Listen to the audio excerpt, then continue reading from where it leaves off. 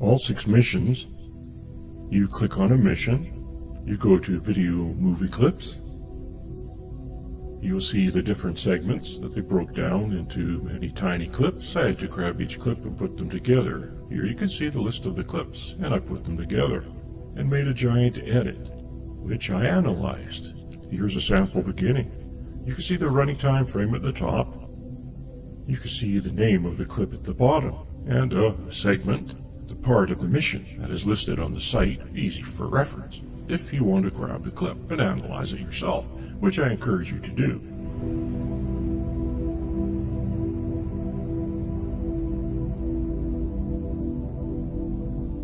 Aside from that, there was remaining time frames of the clips for proper analysis. You will find out why. It's obvious that this is slow motion, and then sped up. You can see the timing that was changed in a factor at the bottom, how much the length of the clip was modified. Here's another example. You can see the time frame at the top, and now the time frame at the bottom. You see them running based on the factor change. To the one at the bottom, it's not quite straightforward. There's quite a few different time changes they used. At the top you can see the name of the current clip. You can see the name of the clip on the list, how it corresponds to the clip list on the NASA site. Easy for you to reference. What I'm showing you, go to the site, look at the clip yourself. Do your own analysis, which again I encourage you to do.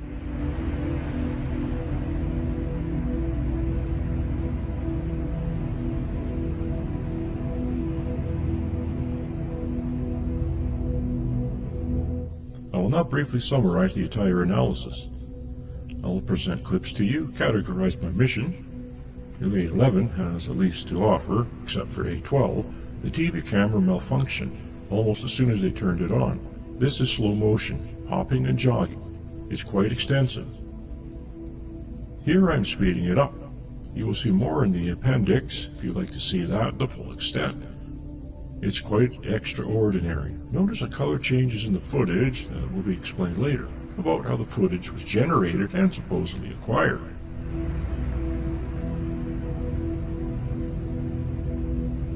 This type of footage, slow time frame sped up, is very revealing, and almost the people get a clue that the footage is faked.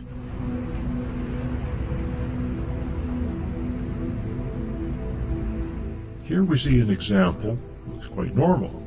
Someone running on the surface. Seems reasonable, but when we speed that up, this is actual footage presented to us, and fairly obviously, it's slow motion. Another example seems reasonable. Look at the hopping. Try to region his balance, and here we have obvious slow motion again acquired on the surface. You'll see much more of that in the full analysis. They also walked on the moon, not nearly as much as running, or hopping, or jogging, that is, but I find that somewhat more revealing, and he looks quite normal walking, except for the pops, which will be explained later, again, just walking. This is sped up. You can tell by the factor change at the bottom. This is slow motion footage. And we will show examples. Here we change the length, speeding up. In other words, you can see that it looks normal sped up, and slow motion. On the moon speed that it was presented by NASA, you will have to orient yourself to it. They are actually on wires, so that oddly to it, but still very revealing. Visit spasms I noticed, quite having a few, and I suspect that it's because of the wires, but pulling them, throwing them off balance, so that they had to recover from their spasms. I had some extra events I found, so that I was very revealing when showing a modified speed. Here you can see the bottom. Look at the time frame factor change. That's my analysis saying that it's normal, when there's no factor change, and this is what NASA presented to us.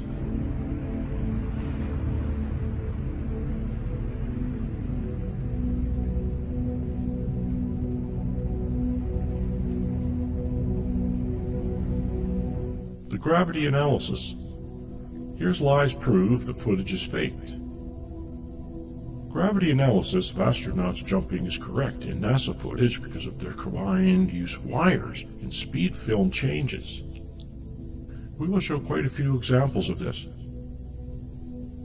However, the analysis of falling objects and sand quite revealing. Falling objects and sand cannot be put on wires, so they had to film speed changes that were wrong to hide the gravity that was wrong, and they had few opportunities to make it look reasonable.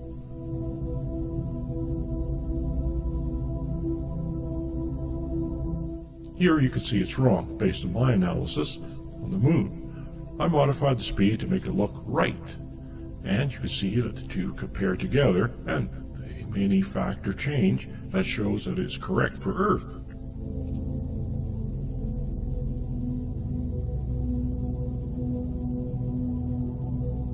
This is one of the things. It was correct in the footage and wrong in my factor change.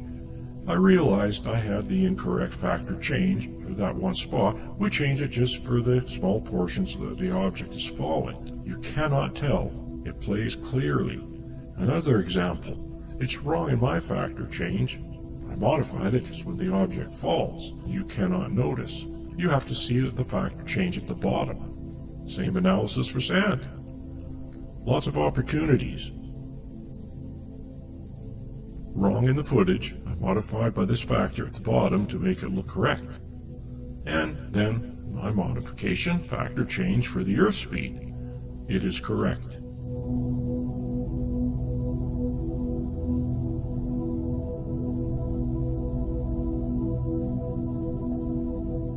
And just don't have a few examples of this. Be prepared. And of course, you can look at the clip for reference and go analyze it yourself.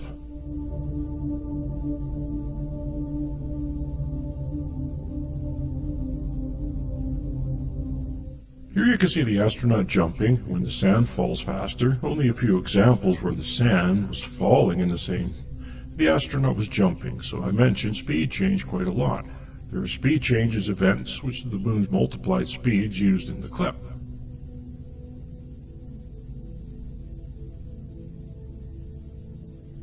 Here we see sand astronaut running away. Did you notice the fake that I used several speed changes? Here is an actual footage. It looks reasonable. He's moving fast, but watch. He will suddenly go in slow motion. That was presented to us by NASA. Here I found it because I used another time factor, he looks ridiculous, and then looks normal back there. Several different film formats were used in different aspects of the entire hoax. I believe the TV footage was actually captured on 16mm film, and then recaptured by a television camera.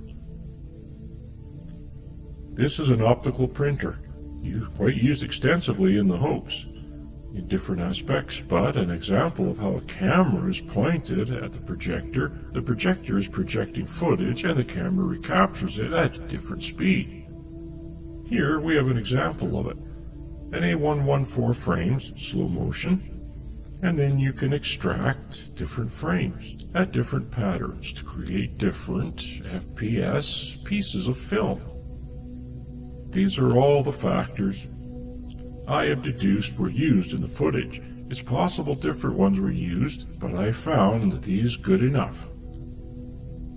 This is a model of the set. It was used to capture the footage.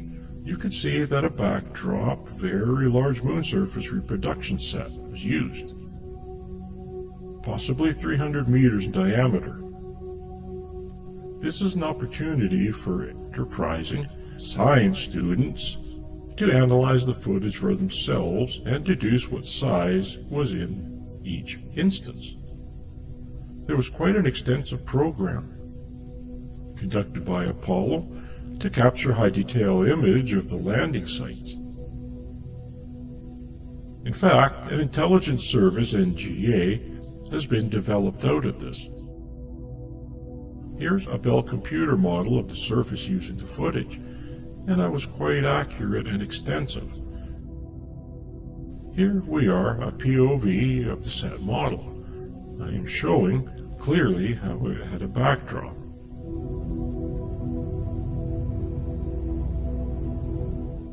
Analyzing photographs and footage captured by the astronauts and the TV cameras, we can see evidence of these sets that were used. We can find evidence for it the use of sets. These are panoramas provided by NASA, photographed joined as the astronaut danced in a circle. I call it the panorama dance. And actually, because of the overlap, we can also extract stereo images and analyze stereo images. We can also see that there is a point at which the set stops and the backdrop begins. And this is also because of the limitations of stereo photography allowed and not easily deduced as a set. Or it could be claimed as the limits of photography itself.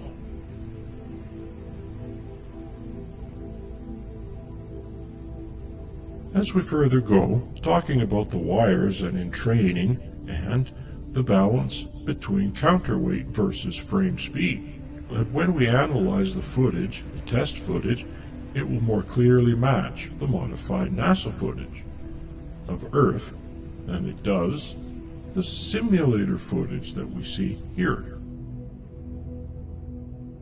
Because of the low gravity, friction was reduced, and you don't see much of that in the NASA footage. In fact, the extraordinary abilities granted by such low gravity are hardly discernible in the footage. And then we will look at the footage that somewhat reveals the use of wires. One wire at the top,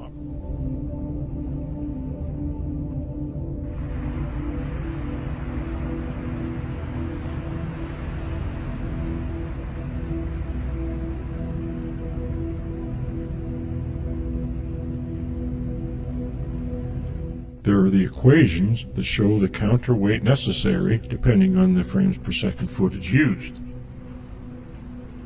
There's a lot of footage captured by the lunar rovers, photographs as well as DAC camera footage.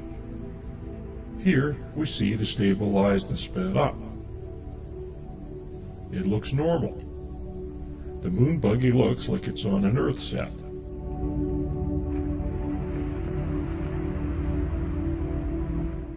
Here again, it's sped up, and it looks like someone's driving fast on a set. It's also quite possible this was a model. More analysis will be necessary to determine which is which. But they had some fancy setups with a simulator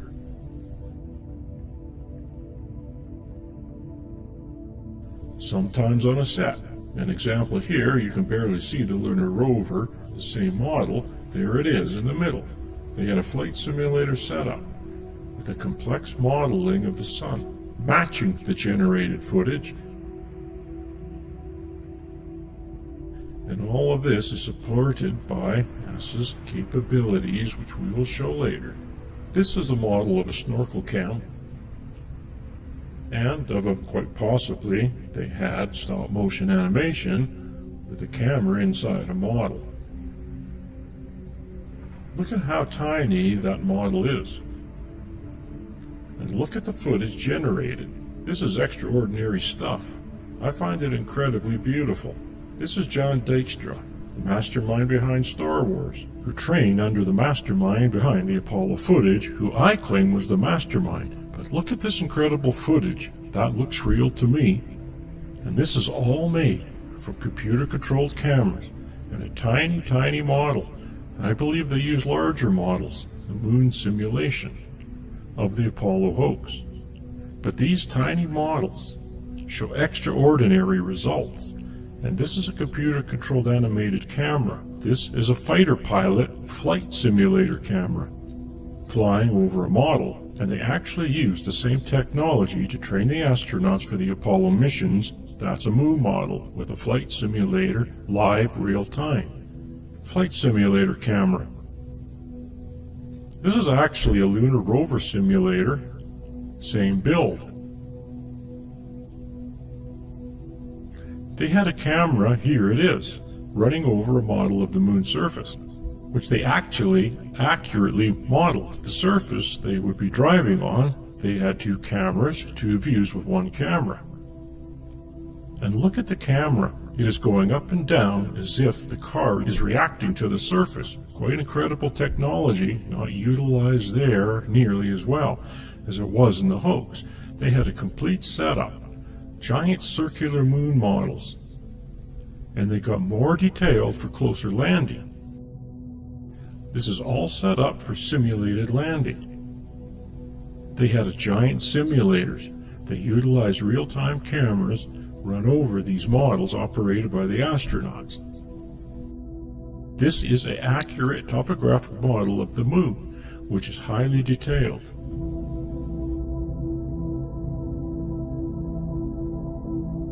It was actually used in a simulator. You can see how large it is, and I believe this is a small compared to the models they actually used in the hoax. Here is an example of it being utilized in a simulator. These are just photographs from the simulator. They're quite extraordinary, and you'll reference footage later to see how easily that it was utilized. This is the man I believe responsible for the visual effects, Douglas Trumbull. I will show you the brief history. There's plenty of information on the internet about him. I just mostly wanted to introduce him.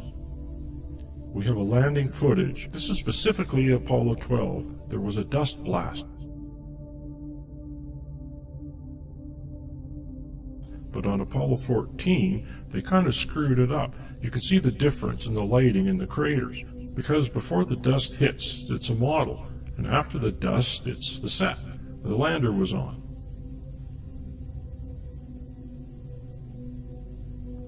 This is mission control. Very few there even knew it was a hoax. Only the astronauts were allowed. Only astronauts were allowed to talk to astronauts on the moon. They were all in on it, as well as the camera operator, because obviously the camera was recording, not live operated, and as well as agents. Only a few agents in mission control. Gravity analysis is obviously the most important, but I think some orientation is necessary if you understand what's going on when you look at the footage. A good place to begin is the moon's surface. Obviously no atmosphere or water, which of course means no plant life. The brightest photography, apparently stars aren't visible. No water also means no erosion. There's erosion disappearing. And of course, you end up with rocks and boulders and so forth. And craters, no craters in this view, but you can clearly see the simplicity, and simplicity of the surface also allows for the easier simulation of the footage of the landscape. TV cameras were used. This is a TV camera on the rover. It actually is quite large. You'll see some footage with this astronaut next to the camera, but it has used a rotating disc of red, green, and blue. And capturing 3 scans per frame, actually. And you end up with this kind of rainbow look to it. When all 3 colors are present at the same time fully, you end up with white. With none, you end black. Mixture of colors, mixture of intensity. Could give you gray of the colors themselves if they're separated. The slower it goes, the more you can see. The faster it goes, the kind of images, this blurry image. This is what today's film photography usually is made of. And television cameras are HD, and so they have a lot of this as well.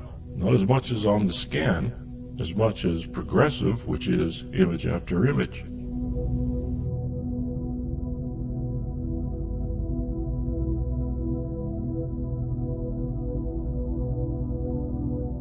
This is what many of you are used to at this point when you saw NTSC video. You would see odd scan lines. And even scan lines, and as the object moved, you see the separation. They call it combing. And this is an exaggerated version, so as you can see it more clearly. Sometimes there is a little blurriness, a glow, and a residual image, and so it softens a little bit. It's a little more bearable. But you can also see the style of motion blur here. If we have our simulated shot of the moon, you can see what it looks like. This is much more refined. You can barely see the scan lines here. This seems like it should have been the preferable way of capturing moon footage.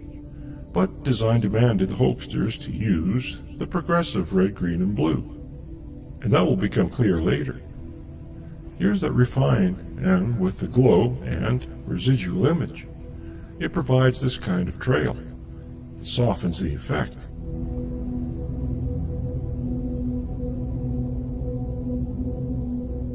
And of course they have it simulated. There it is, just a shaky camera.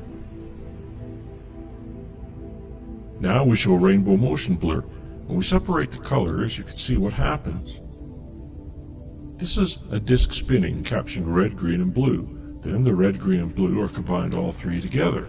And we have white. Here you can see the different colors, and if you combine them in different intensities, you end up with the full gamut of colors in the rainbow, as well as in between. The closer they get to being balanced, the greater white and black it gets. And you saw the color footage. In the slow-mo, you see it again, quite often. That's because of the imbalance that was purposefully done. So now you see the rainbow motion blur. As the object moves, the red and green and blue are capturing different states of the object through its movement. When you combine them, you end up with separate colors. Except where they overlap, you get white the slower it moves. The more natural it looks, the faster, the more rainbowy it looks.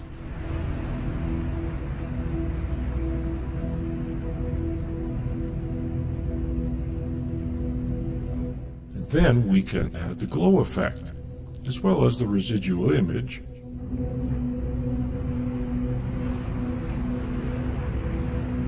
And you get something very similar.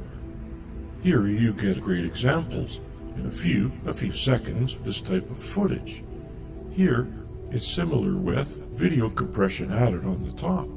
So you can see, why does their image look so crappy? It was purposefully done to disguise it was on the moon, but it was only added to the hoax. Here are direct examples of the rainbow motion blur. The faster the object moved, the higher the contrast, white over black. It becomes very obvious. Gray over gray, not so obvious. Some of these are looping. That's why you see them repeating, because they're just short clips. This is the full presentation. You'll see it throughout the analysis, except in a few cases, in which I have put them in the appendix so that you can see the full presentation of the clips. But in this case, there are a few enough clips that are showing the entire presentation that I think is advantageous, and then we'll go through the specific examples at the end of the presentation here of the clips. I will turn some yellow and subdue them. They will not be utilized in this analysis. You can see the ones that I will analyze. Go back and take a closer look. Find which ones you like. Look at the smeary, distorted, crappy look. And, of course, those are my clips. Our factors changed except in comparison. This is the moon speed. This, I don't know, I'm not sure. Obviously, it's very slow. I just wanted to show you so that you can see the rainbow effect. We'll be analyzing thrown and falling objects. It's important for you to understand why what you are seeing. I cannot completely explain why. This is quite a complex pipeline they utilized to generate this imagery. It's 24 FPS was the actual speed, and then it was shown here in 30. That's what I have ascertained, acquired from the NASA site, 30 frames per second. So sometimes it just makes it very difficult to analyze, to reverse engineer.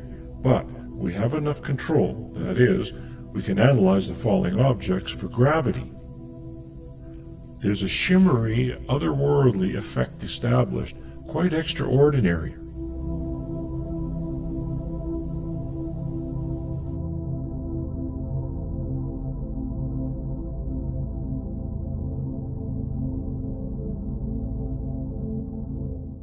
This is, of course, very slowed down, so that you can see the effect. Here, sometimes you'll see it. It's compressed. Sometimes you see multiples. It's not very straightforward. We may never completely understand how they generated this imagery, but we have enough control to analyze for gravity, so that you can see the severe compression as well as distortion.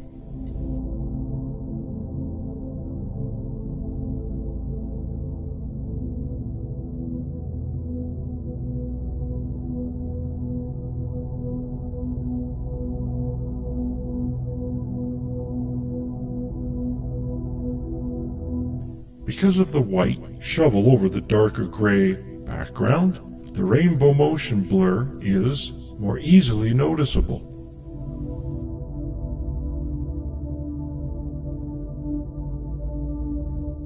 And of course, the extreme movement.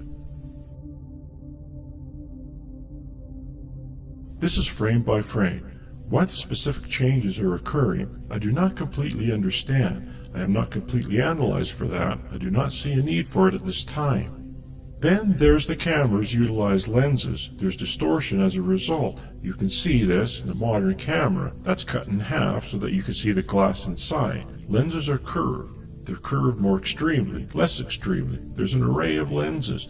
This creates a complex, really complex situation of light moving through.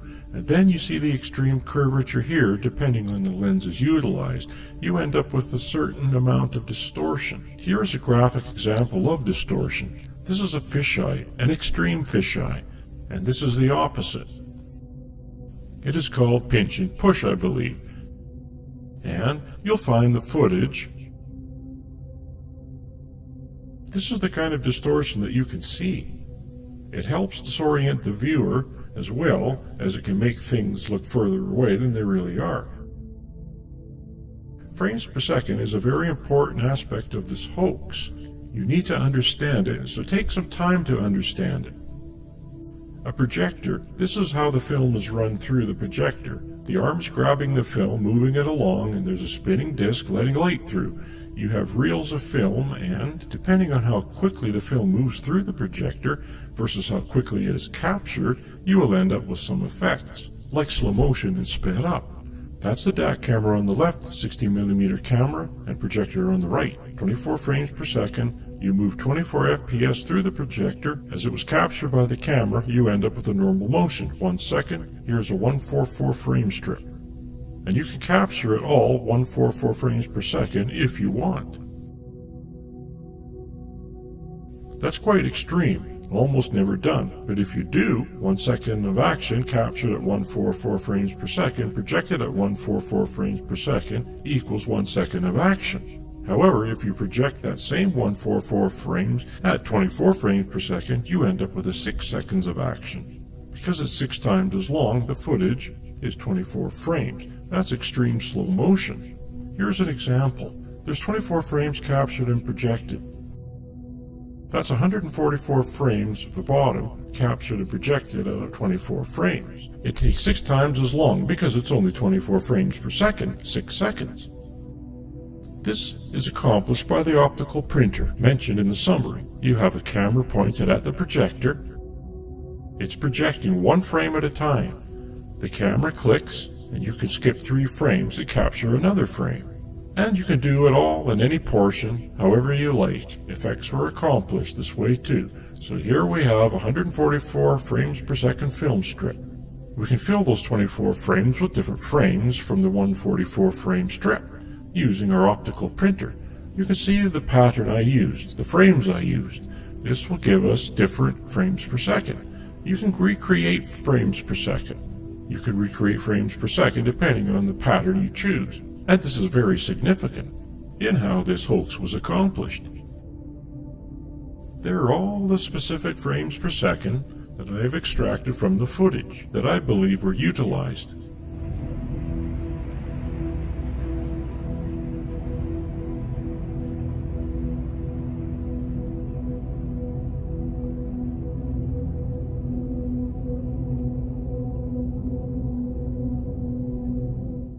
Here you can see the pattern of the frames, and the ones that have some in-between frames which you can use for the rainbow effect mentioned earlier.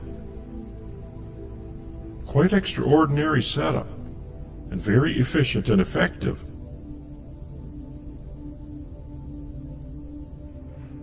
Here we see examples of those frames per second, playing at 24 frames per second.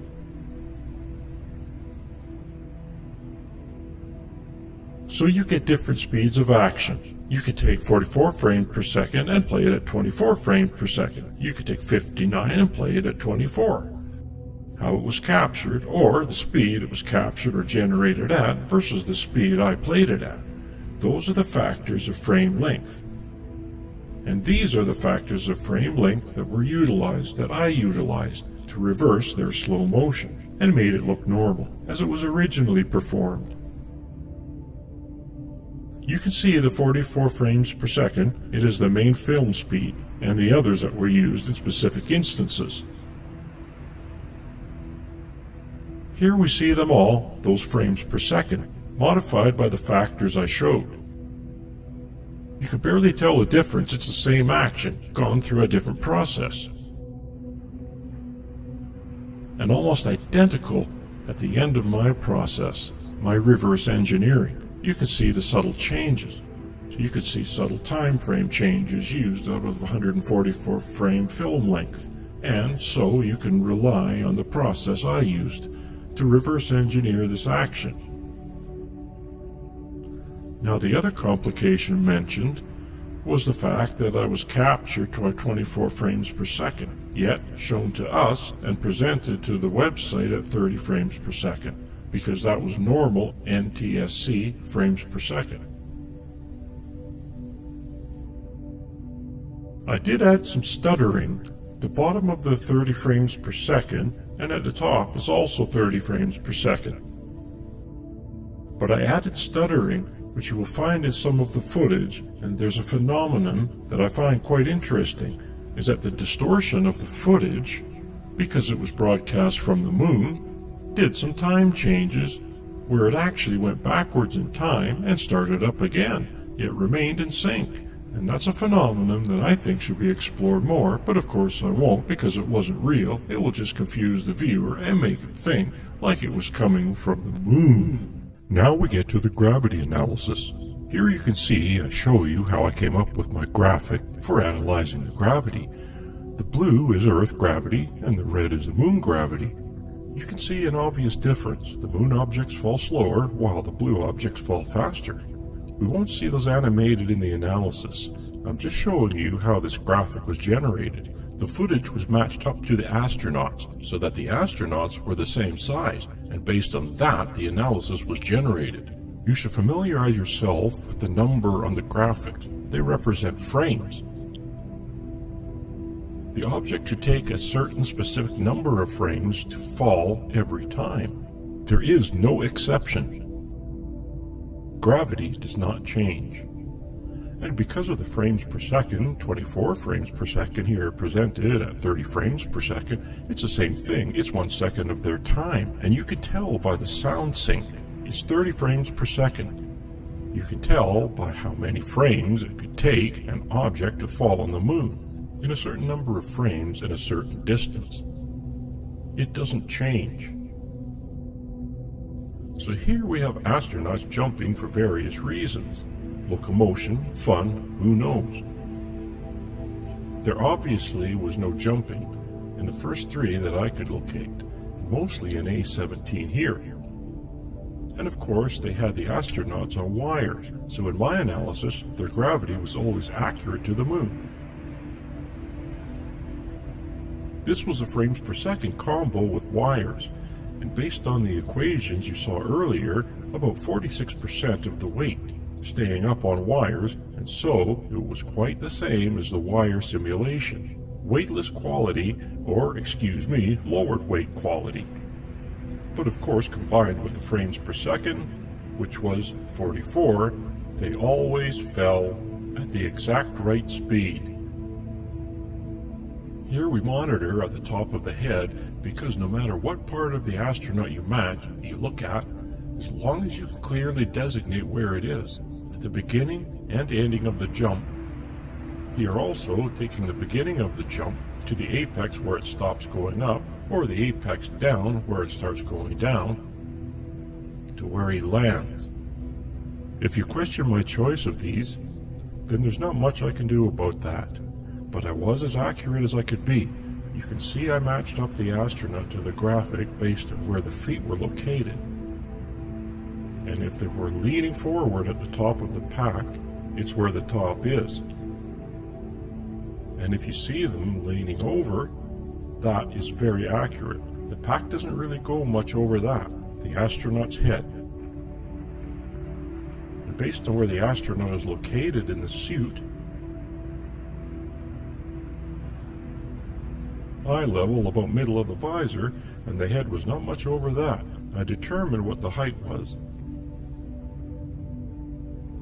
And so, of course, these are all wrong in my factor change clips.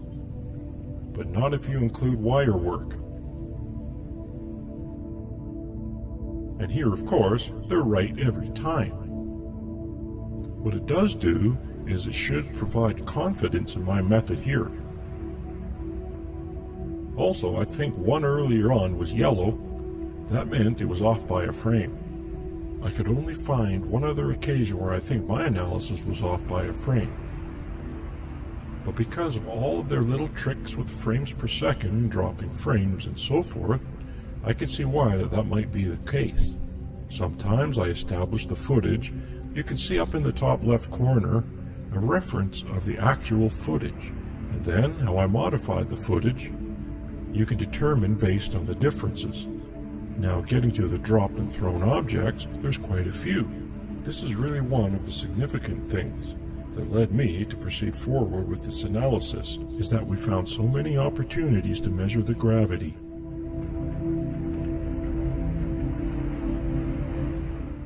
You just saw the classic hammer and feather, and that was one of many. Several dozen here.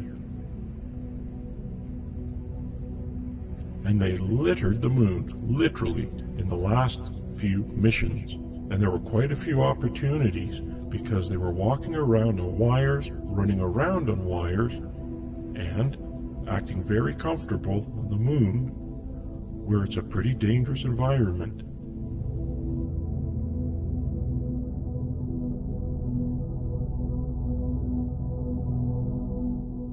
So obviously I didn't analyze all of these. They're not always really analyzable. You can, I'll show you, after the presentation of these clips, you'll see which ones dissolve away as yellow. Those are the ones I did not include. And as you can take a closer look at this for yourself and see if you'll find something different.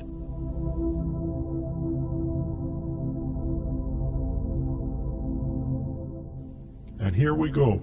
We shall eliminate the ones I cannot analyze. We're left with quite a few that I can, and those are significant. Even the ones being wrong should raise alarms. We have a bunch. This is wrong. It says it takes 19 frames in the footage.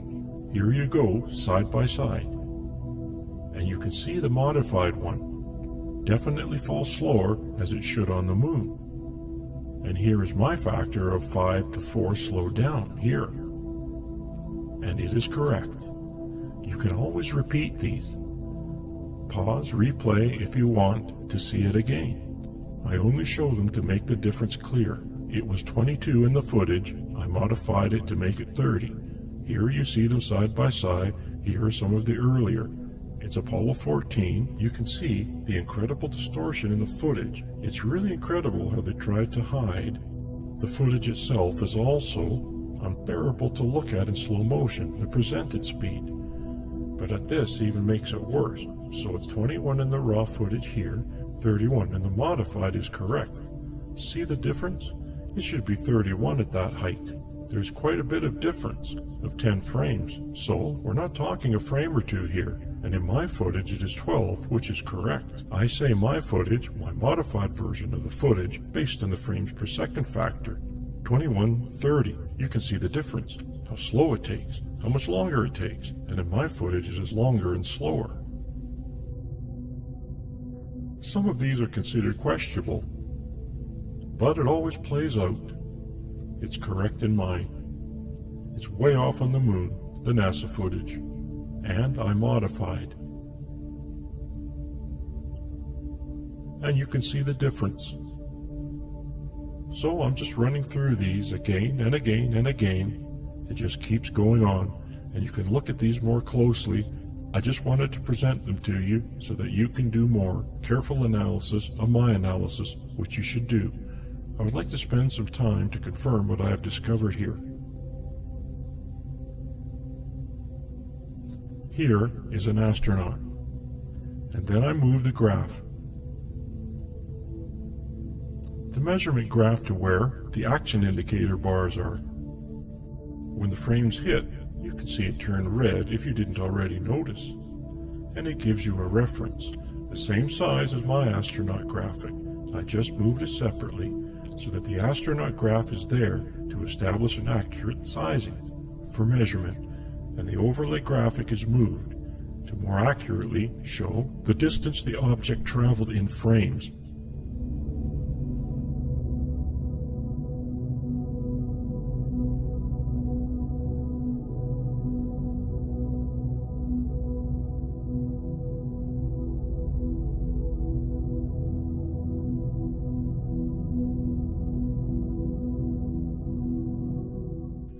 Every time it's about 2/3 difference there. It's 2/3 as many frames as it should be.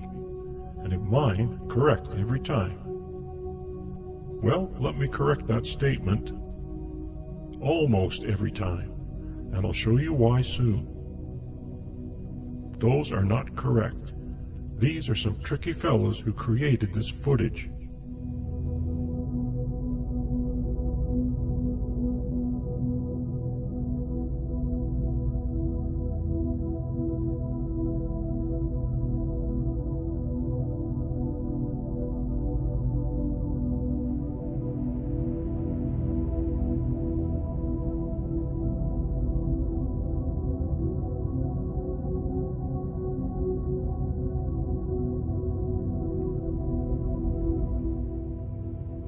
This is quite extraordinary, looking at it now. I missed that one. Yellow 15 was off. That's minor. It's not really an issue as discussed. It's frame dropping. They had all kinds of tricks going on to disguise what was happening here.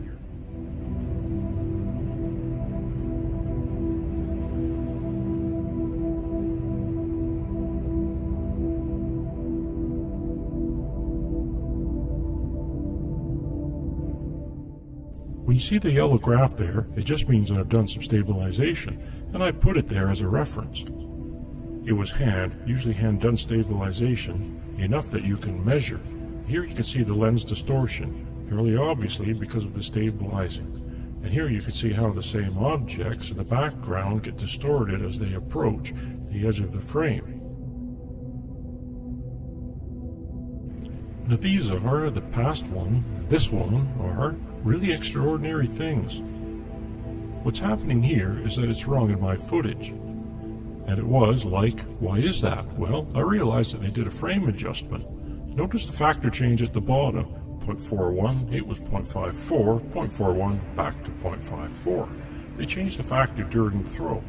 The object movement to simulate the moon, the proper speed, and a jump back, and you can't tell. They may not be doing these for this. There's a whole section on speeds change. You can see how often they use that technique to disguise their methods.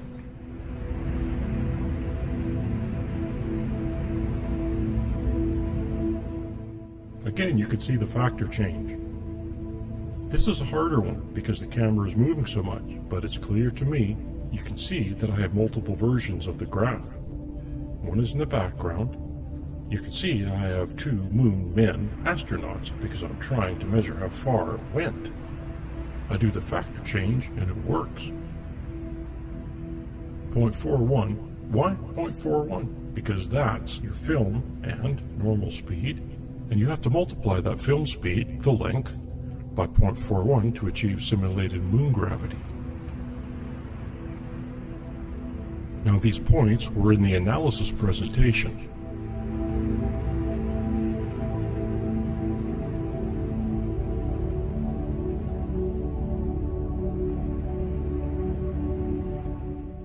Now this is wrong. Watch the 0.4 change. 0.5, there it is. And then change back. Here it is. It's going to happen again. 0.41. Unless you're looking at the bottom, you won't notice these changes. They found because they could do them. Obviously they did. They didn't do it every time. So that's when I found it was wrong. Look at all the movement taking place. Look at the factor change timing. And it's amazing that it works so well.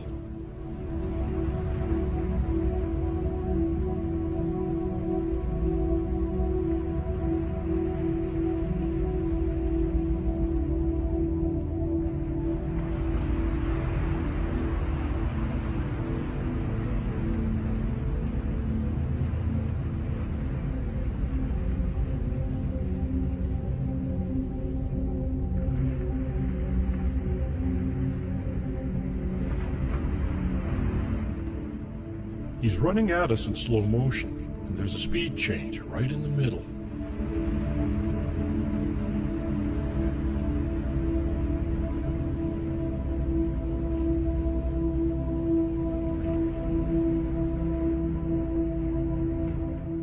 You can see extreme popping and mucking up of the footage.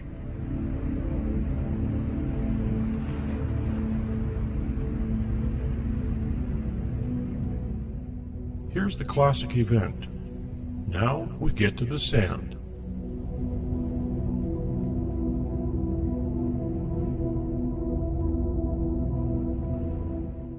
Basically, when I did my analysis, I looked through all the footage several times, and anytime I found sand falling, I marked it, separated it out as a clip. So here's what we're seeing every time I found sand falling. Now when I do the analysis, you'll see I limited it to the ones I could, though I could analyze. Because of the mucking of the image, especially sand separates. Unless you get a closer indication of when it starts and stops, going up or going down, you really can't analyze it. Sometimes you can, you don't need where it stops. You just need enough frames so that you can say, I've seen it move. And again, as we get further emissions, A17, almost the case, it has more. A16 and A17 are almost always the jewels of the missions for analyzing footage.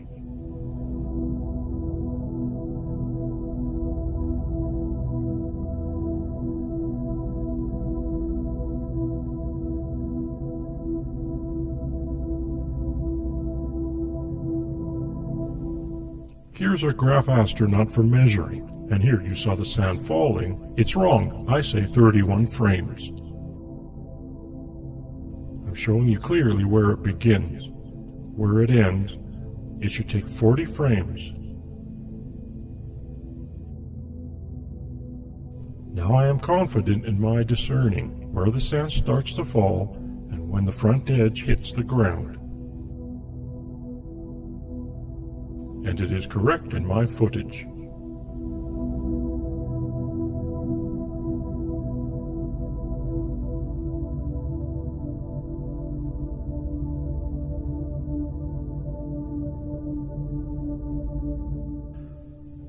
It is very blurry, very difficult. I would go back and forth and see the changes on the ground, and wherever I did, I discerned where the sand hit, even if it's totally off a frame or two. That's minor compared to the differences we're seeing here. Watch closely. Compare the different rates at which the sand is falling in these images. It is easy to see that this footage that NASA presented to us was in fact slowed down, and then sped back up again to match the gravity on the lunar surface. And when corrected, you can see that the sand is actually falling in Earth's gravity, as shown in these examples. Watch as this astronaut drops the sand from the shovel that he's trying to get into the sample bag. Notice the difference in the astronaut sidestepping in the left frame versus the right frame. You cannot have that happen in lunar gravity. this was clearly filmed on the Earth. Here you can see the difference when I stopped before it hit the ground. I couldn't read clear when it hit the ground, but you can clearly analyze at any point during the fall if you want, so I stopped here. The rate is the same on those frames. I encourage you to do your own analysis of these two frames and the ones that will follow. What you will find will be very interesting indeed.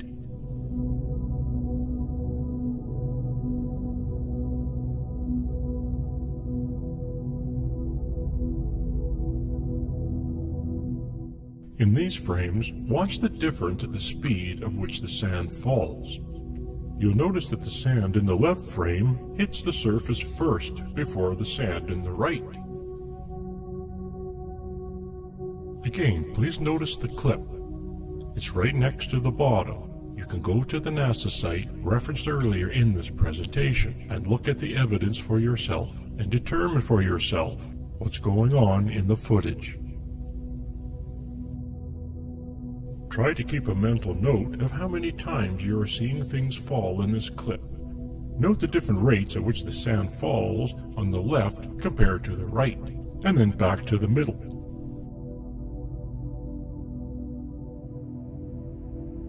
And then back to the left and back to the right, and then back to the middle. The sand behaves as if it was in Earth gravity, slowed down and then sped up again, and then slowed down. Do you realize how many times we're seeing things fall here and the wrong speed in the NASA footage? This is not a fluke. This is clear evidence this imagery is faked. This is an interesting dilemma. I had to determine where the top of the instrument was. And then, to help aid myself with the analysis, I used one of my gravity balls. And you can see it matches up. It doesn't match up, according to my analysis, in the expected times. And here are a few examples of an astronaut falling down, kicking up sand.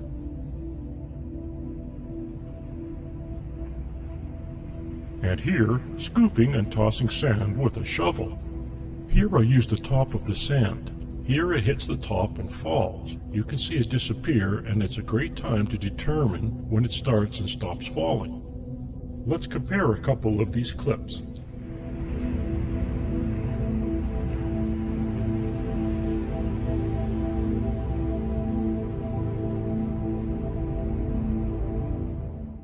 He did a lot of shoveling, so I have a lot of opportunities to measure. It's wrong every time. To demonstrate this, I will speed the footage up, slow it down, and then speed it up again to match what was actually happening. And as you can see, NASA got it wrong again.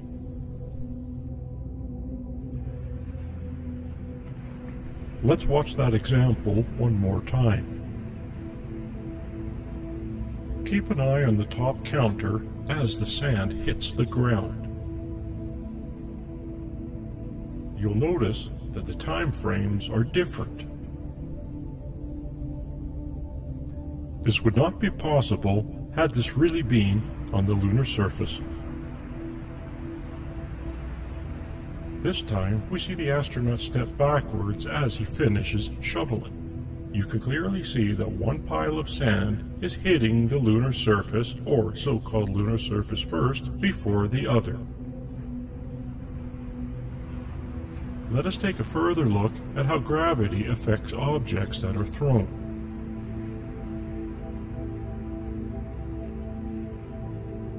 And of course, they did the same thing that they did with falling objects. Whenever they could, they did a speed change event. Factor change to frames per second change to hide that this was faked footage. There's only a few of those. I find those very interesting, where the astronaut's jumping. At the same time, sand is falling, and you can clearly see that the sand falls faster. This is the moon speed that NASA, aka NASA imagery, has been presented to us. Look at the way the sand is and how it hits the ground before the astronaut does. They should be falling at the exact same speed. That's what the hammer and the feather was all about. It doesn't matter what object you drop from the same height. They land at the same time because there's no atmosphere to slow them down, slowing down the more air-resistant objects. So here, the sand is up with his feet, and it totally clears out below him, and then he lands. In all of these examples, the sand will always land first before the astronaut touches the ground. And here are a few more clips slowed down.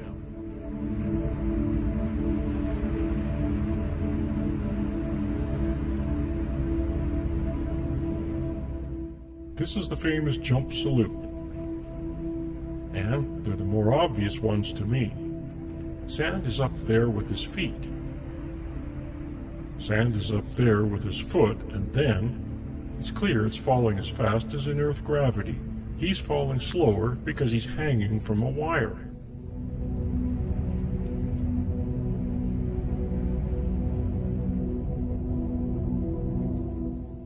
The sand falls faster while the astronaut is clearly, again, hanging from a wire. It really makes me wonder how NASA was able to get away with this.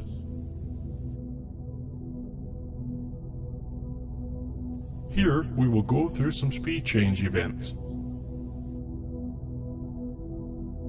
These were when the film factor or frames per second at their end was changed midstream. When we're looking at the footage, that is, they did it quite often when we weren't looking at the astronauts. And here we have examples. While we're watching the astronauts move around, they changed the frames per second for various reasons. And quite often, early on, they did it whenever an astronaut came close to the camera. And you saw earlier when I disclosed the frames per second that they used. They didn't slow them down as much when they were close to the camera or doing detailed actions because they were they looked too ridiculous. So they had to look to make it normal, as if they were behaving more normal with their hands. For instance, when they got away further from the camera, they got away with more. But as they ran to the camera, for some reason, they thought they should be moving faster when they got close to the camera. So they did a lot of that, and sometimes they did it oddly. I'm not sure why they made the decisions that they made, but they did. They thought it was necessary to fool us, and they were right. Although I think one of the reasons that they succeeded so far for the last 50 years is that no one has fully analyzed the footage as I have. For the most part, it's been accessed, but thanks to the internet, I had access. I found it, and I decided to look at all of it, and what I found was amazing.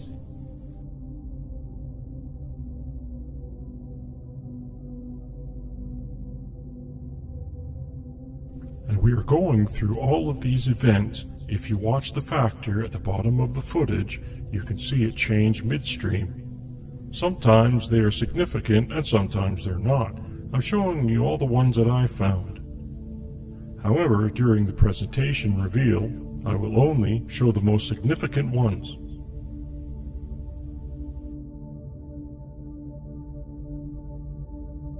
Here you can see A15 in the winner of this one. You can see I eliminate most of them because you lack motion blur. So here's their version.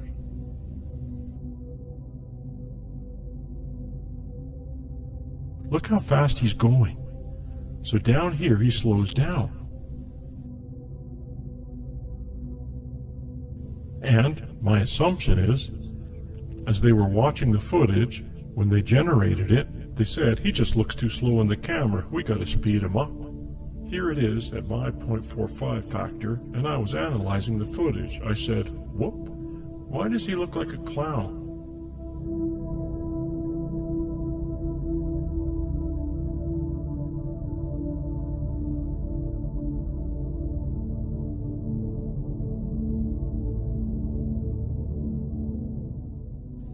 Here's the same trick again. More than a few times, they thought it was necessary. There, it's hardly noticeable. Of course, you speed up the footage and, whoa! He starts out slow, and then he just takes off.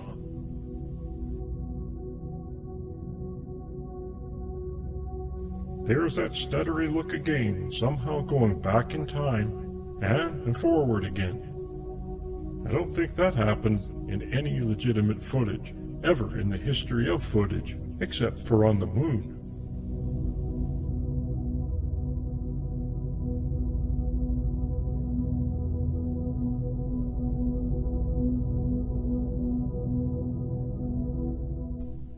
And so, I don't notice any changes they did.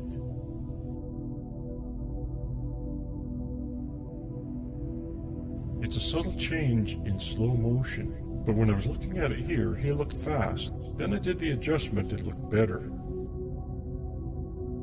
I'm sure I missed many times exactly what the changes are they made. I just did the most obvious ones that looked and stuck out to me. That was a change in the middle. Did you see how the astronaut just sped up in the middle like that? Here, let's watch that again. Watch as the astronaut comes close to the camera. He's in slow motion. And then, keep watching. There, all of a sudden, he just sped up. There he is again. Looks going fast. He seems to go a decent speed, and then, next. So here we are, the standard 0.615 for rover activity, and they change it so he can run away.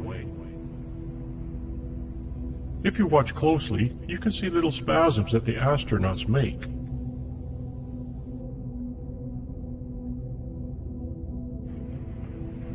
That was a spasm, if you didn't notice.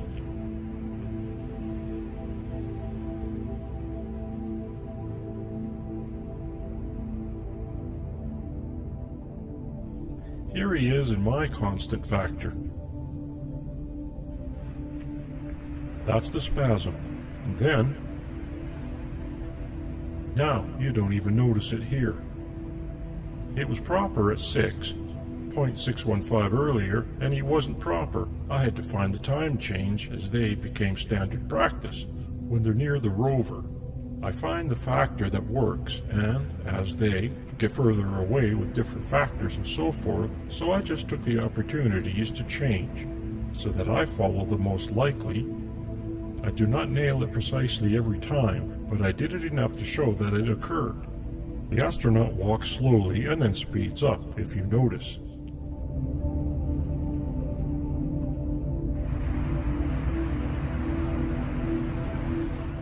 Look how boring this footage is.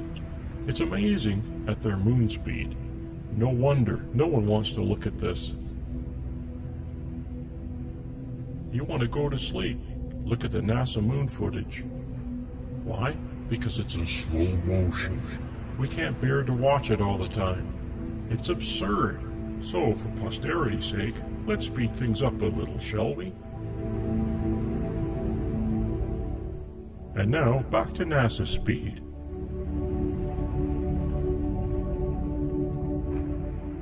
So again, my standard way of showing this to you is my determined way that it was the factor that needs to be utilized. There's a speed change, and then I show you the NASA footage.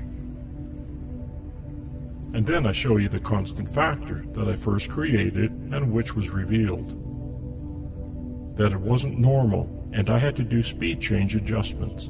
So once again, let's have a look at this boring rover footage from this angle and watch the astronaut, how he speeds up and slows down at times.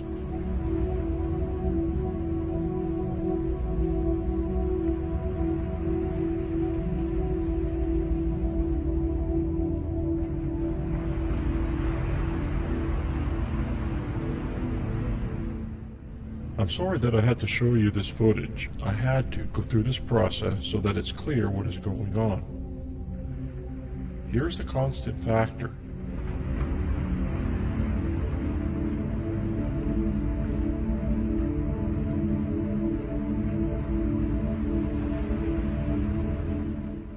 Now let's watch this astronaut speed it up. This one, here's an example. There's a speed change between 0.57 and 0.54, not dramatic. But it's a great example of how the astronaut's in full motion. He hits the ground, starts a different stride, some kind of change, and allows them to hide the factor change. So the astronauts were hanging from wires. We'll discuss that here, its backpacks, so forth.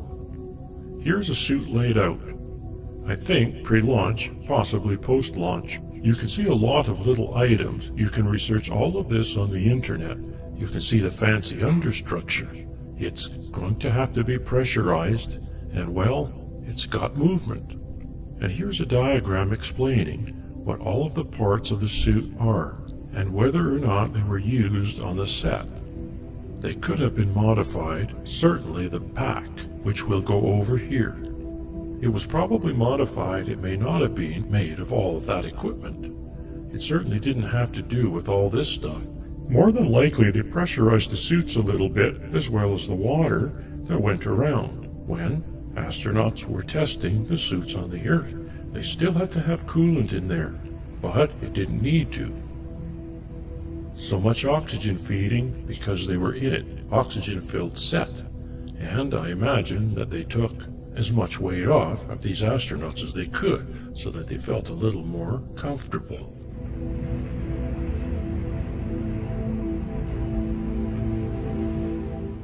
Here we have a reporter showing how the suit came off. And we're just speeding it up a little so that you get a sense of everything that was involved. Now the inner structure is connected to the outer garment there. So here we can see that structure, and here's the wire setup you saw in the summary. For some reason, the pack is sideways.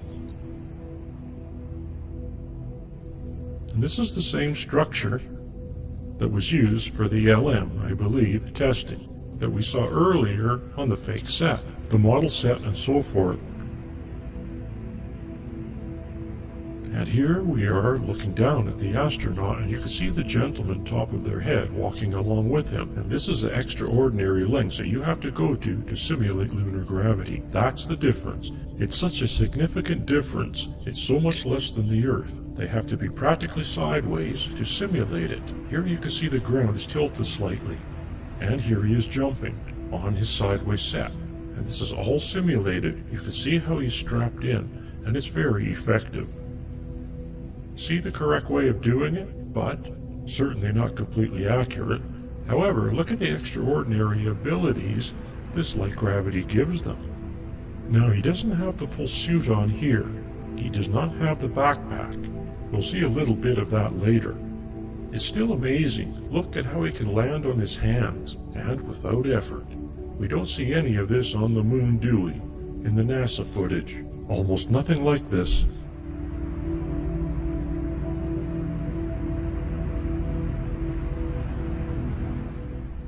Look, he lands on his hands again. Extraordinary. Here we are in the pressure suit. We are going to see tests where the suit is actually pressurized. You can see the comparison between the two. And he's getting rigged into place.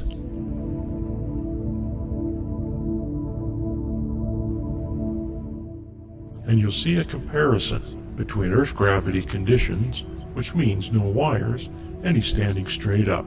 And the moon conditions where we're looking down on him sideways, and look at the left. Looks like the guy's walking, and my factor change on the right, he's floating. Why is he floating? Because 83% of his weight is taken up by wires. He can't run. Why? There's no friction. He's so light now that he can't get any friction with his feet. However, on the left on Earth, it's easier. These are both pressure suits, not fully pressurized, that is my understanding, close enough to the limitations that the suit would provide. And as you can see, an effortless flip. And here he goes again, and he lands on his hands without a problem. I saw no kind of agility like this in our moon footage.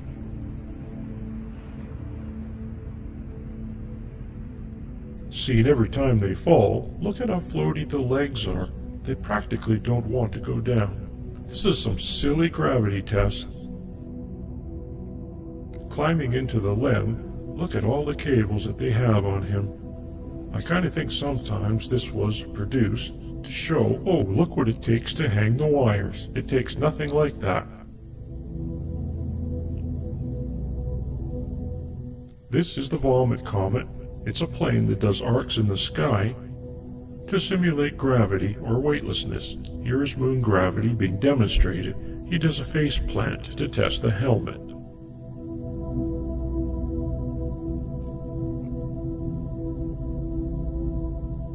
And here, he looks like a fish out of water. They had problems with the backpacks, and so they had to redesign them because he couldn't get up, and here he is trying to get up. Look how awkwardly it looks. It totally contradicts what Aldrin just said, which was his excuse for the slow motion. Pretty blatant if you ask me. And look how floaty he is. He can barely stay on the ground. He's got the backpack and a fully pressurized suit, and he's struggling to keep his feet on the ground. This is amazing. There's nothing like it in that footage. And where was the wire located? It was just one wire, I'm quite sure, right in the middle. Right in the middle both ways from the front and the side. And it was made up of monofilament, perhaps braided, perhaps a metal monofilament, whatever didn't show up on the camera. And you heard Douglas Trumbull talk about that. It's not uncommon. And look at the size of that. It's tiny, 5 millimeters from left to right. And so how did it not show up on the camera? That's not a big deal, and here we go with the analysis of the moon gravity versus Earth gravity. I come up with the equations, and based on the frame rate, you can use a specific counterweight that allows the astronaut to fall at the same rate as they would on the moon when viewed through the 24-frame projection setup.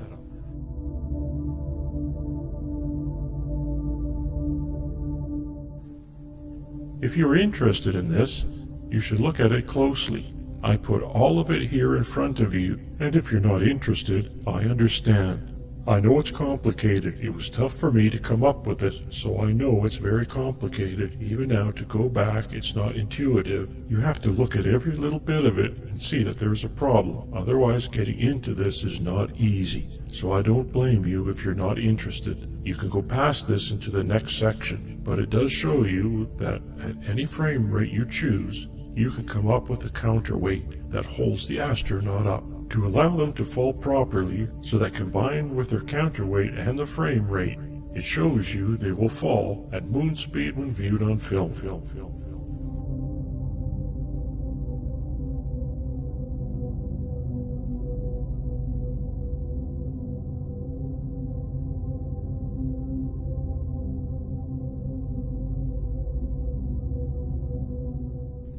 And you'll see 59 frames per second and 0%. That means you film at the rate and show it at 24 frames per second, and it will look like it is falling on the real moon. Here's our master rate at 44 frames per second. You can see 44.6%. I was mentioning 46% earlier, 44.6 counterweight, and here it is summarized. What is necessary for each frame per second, 48 frames per second was not used. I just used it as a benchmark here.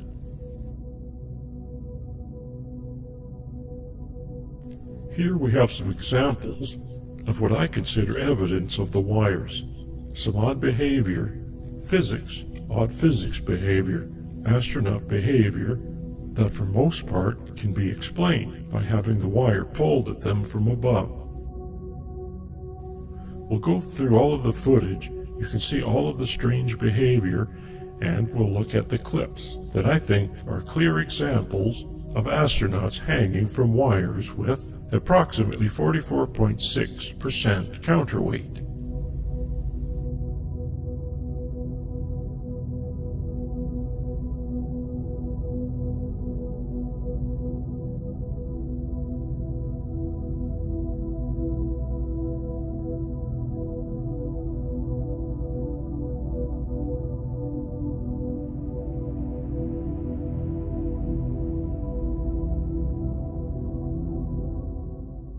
Here you can see these quick movements that they did. It's quick, sped up. Don't send them in the air. They do a lot of that.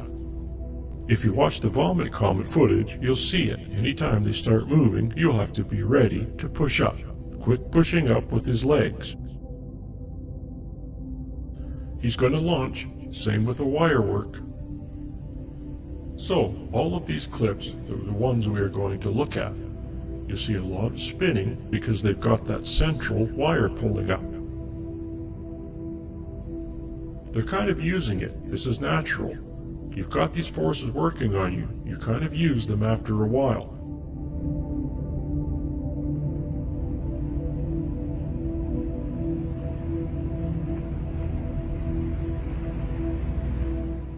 That was odd, right?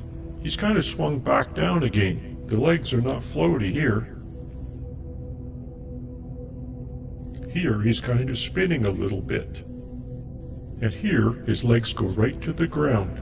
They don't float. There's no problem keeping his feet touching the ground. Whereas in all the simulation stuff, the feet tend to stay up because they're so light. Wonder if they're going to fall with gravity. And the wire is pulling, probably from his mid-back a little higher. You can see the backpack bending on this one at the top. You should look at that one again. There's another clear example later. You'll see.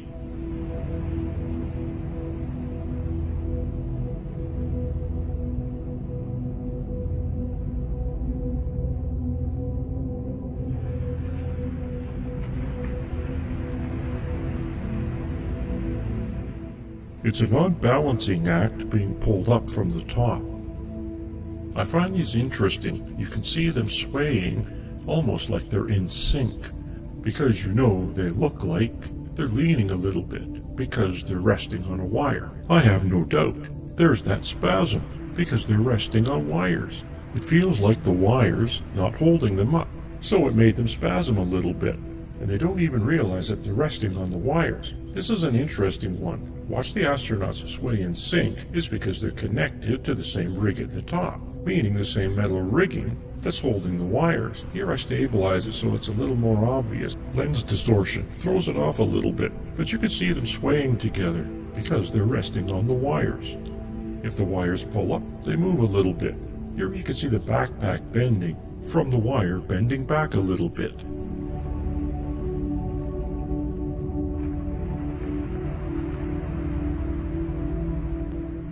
And sometimes they look like puppets, right?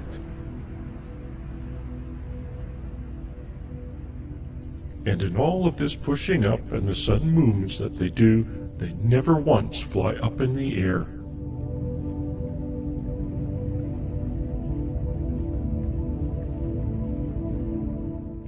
Remember how easy it was for the astronauts to jump and land back on their hands when they were attached to their rigging? It didn't seem very hard for them as they almost went flying back into the air. So why don't we see that happening here?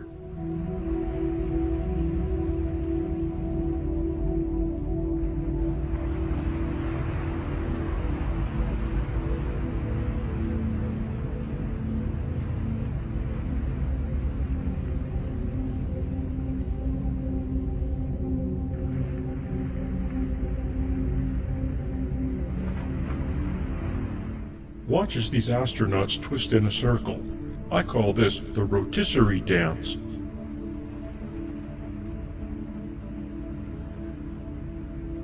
You can clearly see that a wire is being pulled a little too soon.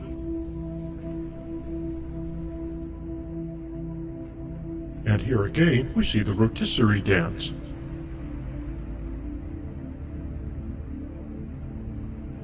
This one seems funny and obviously in slow motion. Here's the slow motion aspect. You can see hopping and jogging. Extraordinary amount of it too. They did a lot of movement on the moon in the footage. The extent to which these missions were supposed to have taken place, it's really, well, crazy. And the amount of running and hopping that they did in this very dangerous environment is irresponsible, to say the least. What I've done is to categorize them here. You can see them coming at the camera, away from the camera, hopping to left and right, and in some scenes moving away from the camera. Even at full resolution of this, you can decide which ones interest you. Look at them all. There are so many. Here are some more scenes of the astronauts moving away from the camera.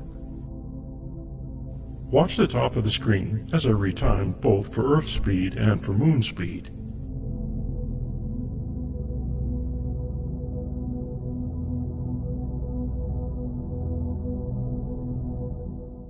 And here I have analyzed them. You can see the factor change in red versus the NASA version. NASA version obviously slow motion. Anyone in denial of this point is fooling themselves and should stop. And you saw earlier in the summary, they look normal, and this looks slow motion.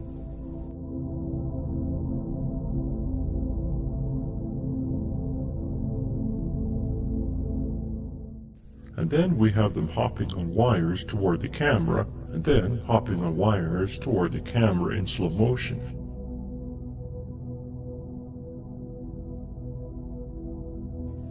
You can see the astronaut in the back trying to regain his balance. Here he is trying to regain his balance in slow motion. That's just ancillary to the guy running at the camera. But you see more of that in the stumble section.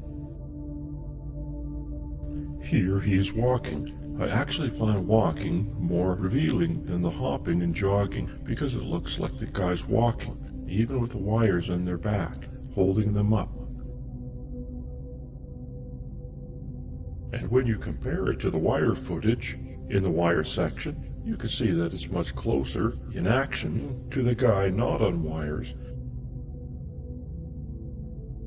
And then it is to the guy on full moon simulation wires, which is the one that had him sideways at the beginning. Now these are all short clips. When we do the reveal, you'll see long clips, and it's almost laughable.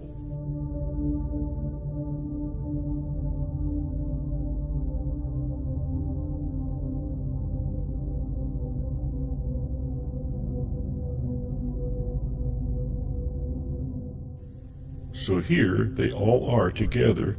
You can see what I consider normal speed.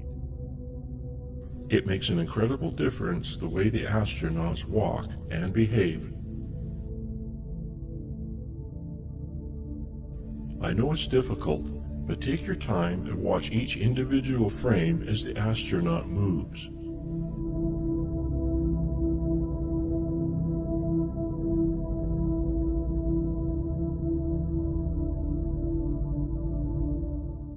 Even in this crappy footage, you can see the guy walking normally, but he's kind of stumbling. He's hanging on his wire, and he's walking.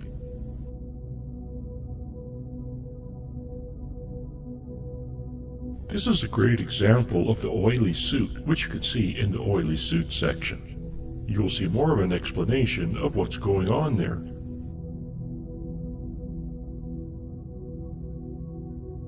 I just love this one. Look, he's just walking on the moon.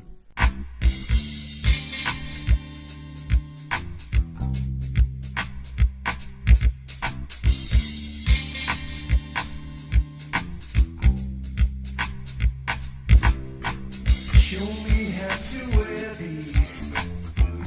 Walking on the moon. Won't you look real cool now? Walking on the moon. Don't want you to tease.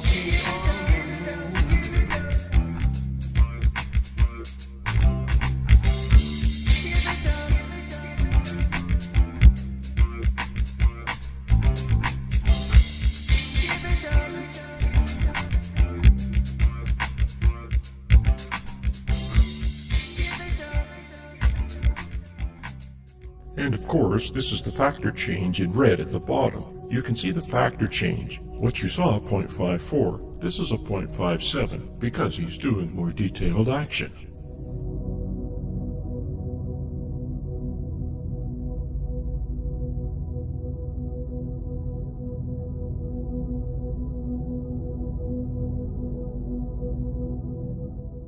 I think that this is incredible. I mean, how many of you have walked over to rocks on a hill, on a hike, and you maintain your balance while doing that? And there, he just had a little stutter. That's amazing. It looks like a normal guy's walking in the desert. A little odd because 46% of their weight is being lifted up by wires.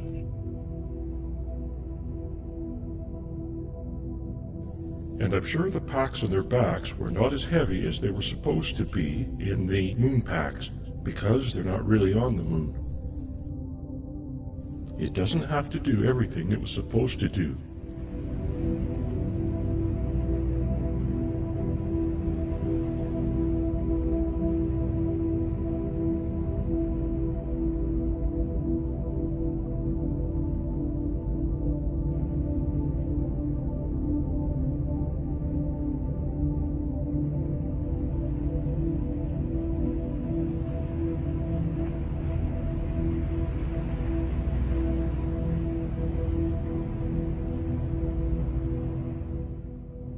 Here you can see the camera is almost constantly moving. Very seldom it is still. They have all kinds of things going on to keep it busy and keep you from figuring out what's going on, keeping it noisy and cloudy.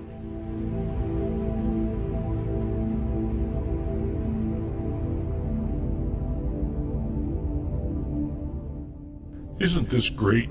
Look, he's just walking. This one too. He's walking over the rocks.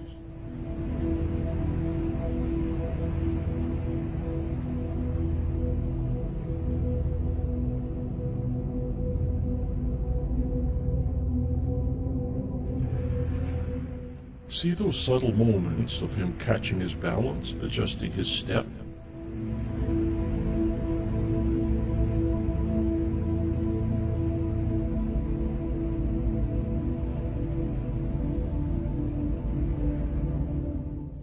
Do you see how he's trying to keep his balance while the wires do all the work?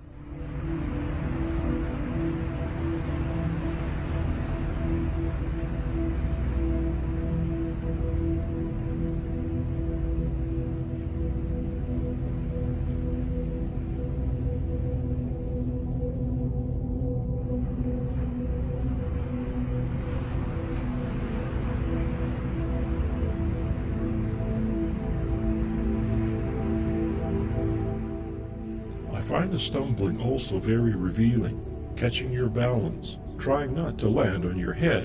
Instinctively, we all move quickly to prevent catastrophic damage to ourselves. There's not much you can do about it. Reaction and reaction speed.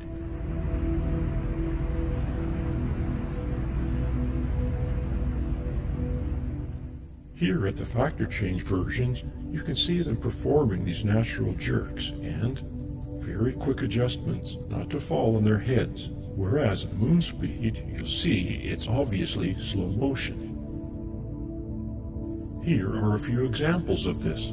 I have sped these clips up to prove that this was filmed in slow motion.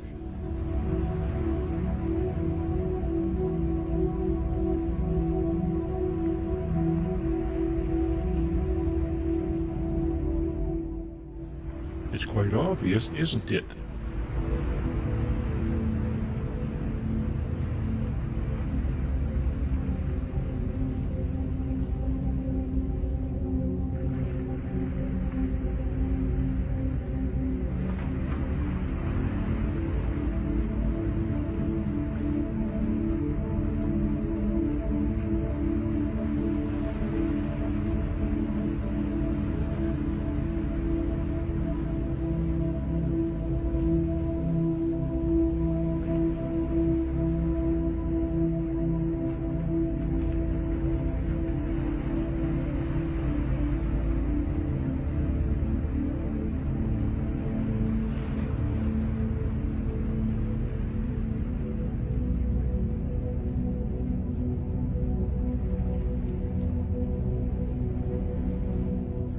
There's obviously oil in the sand to keep it from, well, dusting, fanning out.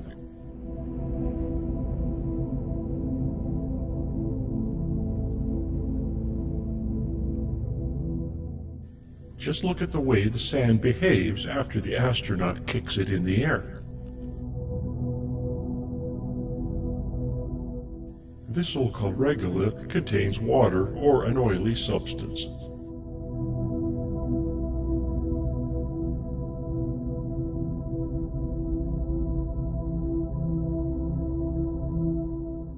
It's quite a set. We won't look at all of them, but we will look at a lot of them. Just remember that the yellow frames are the ones that are dropouts.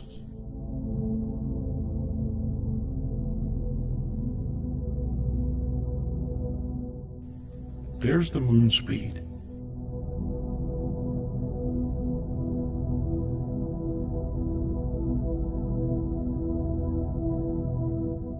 You can clearly see that the astronaut on the left is dangling from a wire.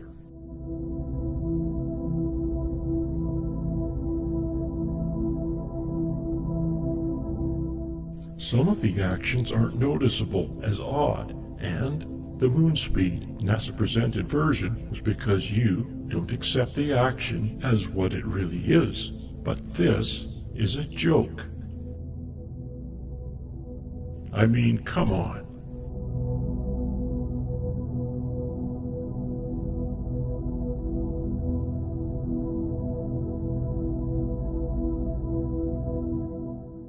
Some of these are just clearly recorded in slow motion.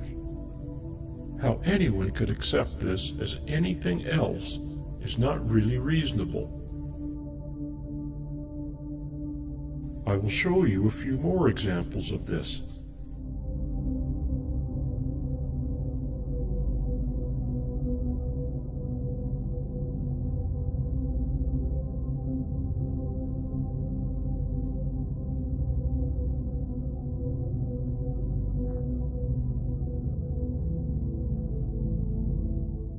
Look at that.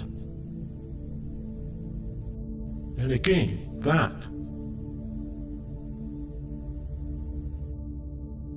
And now this. You can clearly see that the wire on this astronaut is being pulled taut. That is why he is stumbling and jerking. And now the rotisserie dance. The conclusion is that this astronaut is being pulled taut on a wire at the wrong time.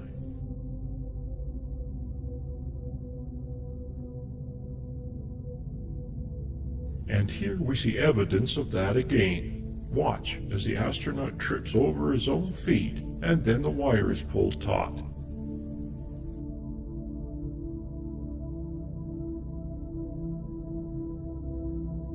Incredible, isn't it?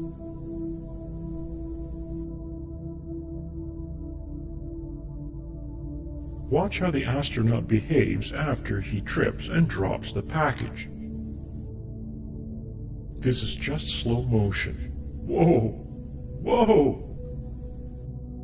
And again we see the wire aiding the astronaut.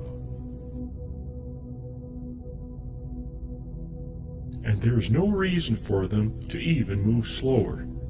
If you look at the wire analysis footage, later on you'll see them behaving differently compared to the Vomit Comet simulated moon gravity.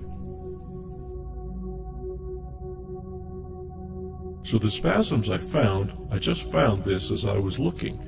I asked, what are they doing? What are these weird jerks? And what do you know? It's someone being pulled off balance with a wire, suddenly and unexpectedly, snapping to regain it. What is happening here? Well, it's not because of the backpack. We've all worn backpacks, or at least most of us have. We're ready for it. If someone pulls up on us, or someone snags us that we didn't expect, throws us momentarily off balance, even if we weren't going to fall, we respond as if we were, and adjust ourselves. These astronauts are being pulled up by a wire. The wire is actually pulling up on them, and unexpectedly there's some tension, or something happens, or it pulls in a way that they don't expect, and they react to it and adjust to it. they regain their balance.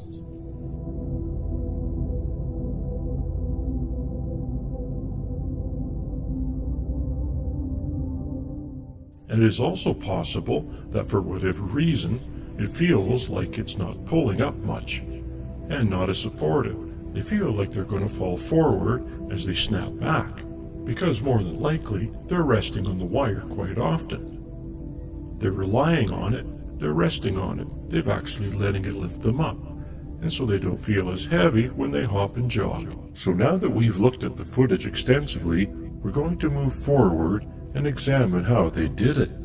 And one of the first things we should look at is the film gauges and how it was utilized to make this happen. Film gauges refer to the size of the film, 16mm, 35mm, 70mm, as well as others. 770 or IMAX, it depends if the film is sideways or vertical when it was used to capture. How do these film formats compare to each other? Basically, you use a large film like IMAX, then you can use a smaller to recapture it by using the optical printer and have plenty of resolution for the smaller format. I believe the Apollo footage, TV camera footage, was originally captured in 16mm and then optically printed of sorts with a TV camera. It was transferred to TV, video in other words, and here you can see the difference in resolution. Clear, plenty of resolution in the 16mm, and on set, this probably was rigged so that it was underground or transferred via wire. I know that the TV camera had fiber optics in it. It's very similar to an endoscope. The lens is on one end of the fiber optic, and the light moves through the fiber optic to whatever is receiving the light on the other end. For instance, film. And that allows it to travel distances, and that explains why we have this lens distortion on the side. In fact, more than just the lenses themselves. This was all captured on a set. Huge set, multiple sets.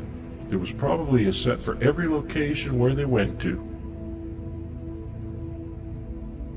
Possibly reused, rebuilt, but they were highly accurate, built on satellite imagery, captured for the Apollo program. Highly detailed, highly accurate imagery. How big were the sets? Well, they weren't as big as the entire location visible in the scenery, in the images and the footage. That would be absurd. Might as well just go to the moon. If you could. So, how big were they? Well, if you reduce things, was it everything you saw? Was it just the close mountains? That's still too big. Well, firstly, it had to be enclosed. Was it this small? No. I'm guessing around this big, 300-meter diameter or somewhere in that range. The background was a backdrop of sorts, such are used in the movies, but a very sophisticated one. This was an enclosed environment with a backdrop. The backdrop was projected with highly accurate model imagery created that matched the set.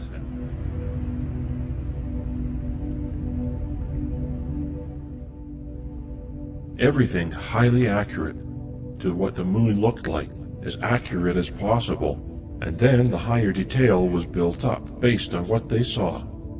There were advanced satellites and landers sent to the moon, unmanned. They took pictures. They used that as reference. The projection method was photographs of the model with soft boundaries and mosaiced together, just like the panoramic images that you'll learn about.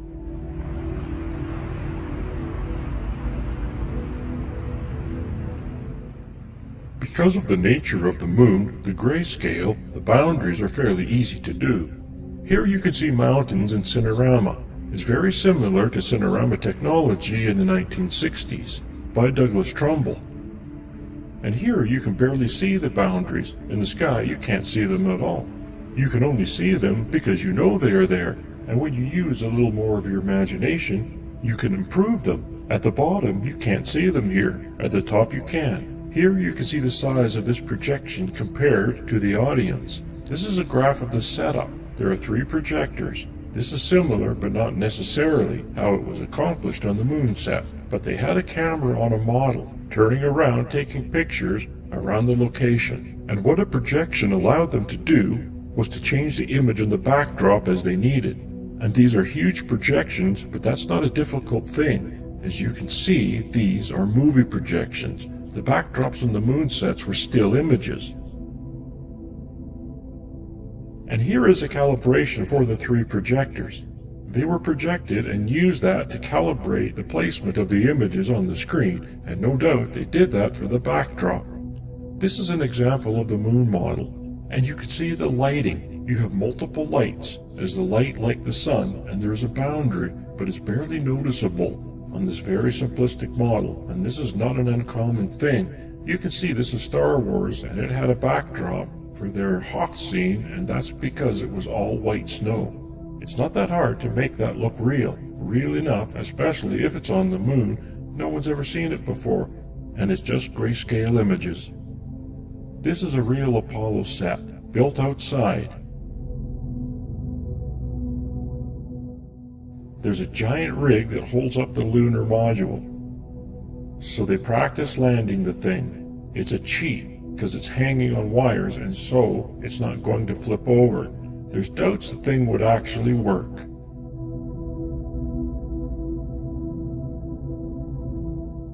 Here you see it's a cheesy looking set because it doesn't have all the detail that was thrown in. That looks like a model, but it was sped up. I sped it up so that we don't have to sit here watching the whole thing. You can find it online, but it is an example of a large set with craters built. They did a much more sophisticated, reasonable implementation for the hoax, obviously, and sometimes I think that these kinds of footage too, they throw you off. Well, this is the best that we can do. It's the best you can do? Really? So here we have examples of maps of these locations of the landings. It's generated from satellite imagery and highly analyzed. Here you can see the scale is 500 meters. And you can see this kind of stripping. That's from the satellite passes, multi-passes, and we're probably not seeing the full resolution they had access to. Here is about the scale of the set that I'm saying, the size. You can see that undulations there. You have plenty.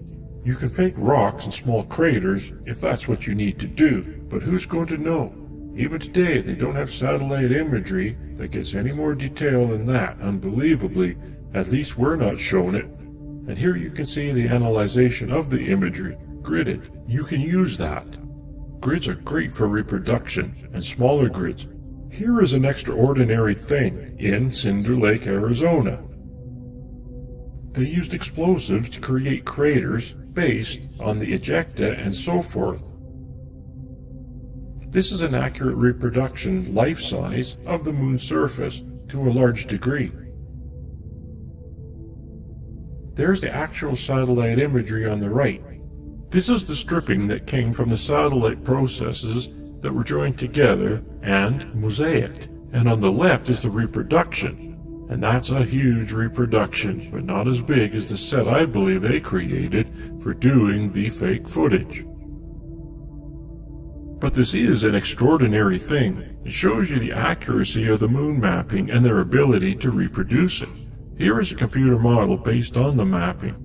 This is what Bell Labs created. They used it to plan out where they would go with the rover or the slopes, too steep and so forth. Why not use it to plan out vantage points for cameras and so forth?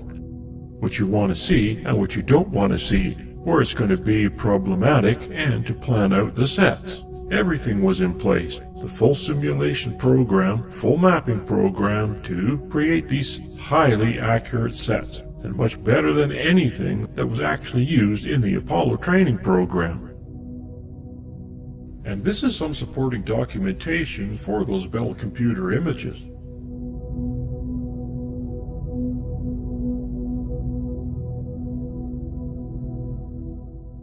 These are traverse maps that shows where they went. You can see the LM location. This is Apollo 11. They didn't go very far from the LEM. They show points that they did go to. Those funny looking circles are craters. And you can see Apollo 14 here.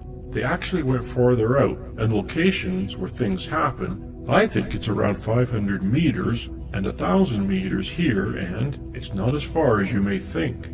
However, on 15, 16, and 17, they actually went kilometers, 2 kilometers down as a reference. They drove pretty far, supposedly, and there's various locations. You can see EVA 1, EVA 2. That means which day they went out, because they went out on one EVA each day. Where certain stop points are, 2, 3, 4, 5, 6, and 7, where they had stopped and filmed with the rover, they had a set. So someone can do their due diligence and discover how many sets they probably created. This is my simulation, just mock-up again. Here we are at a landing location. This is a set reproduction, so to speak. In the foreground, actual sand, and in the background, it's a backdrop. And it's very similar to watching the footage you've already seen. And if you look more closely, you'll see later, they had multiple lights, but they're flagged off, meaning blocking their light shining on the camera. And they overlap softly. Because of the undulation surface, you'd never notice that there's multiple lights. And here, I took away the backdrop so you can see. And this is the set without the backdrop. Very, very revealing. This is where they were.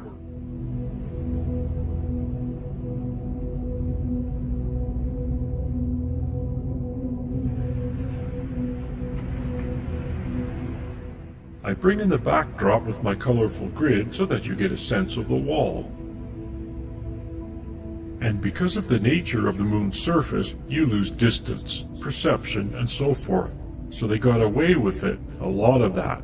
It helped them, in other words, because you can't tell how far away they are. No one really knows the makeup of the moon anyways, and none of the footage was used for reference. You can't use it because there's no reference as to exactly where you are, so any discrepancy can be sold off as, we don't know where the camera was. There was no GPS. They don't know exactly where it was. So there we are, on the moon's surface. The model is used to create the imagery in the background, and identical reproduction to that scale for the set, sand, and so forth. There's a hole in the wall if you need to put the light for back so no divergent shadow.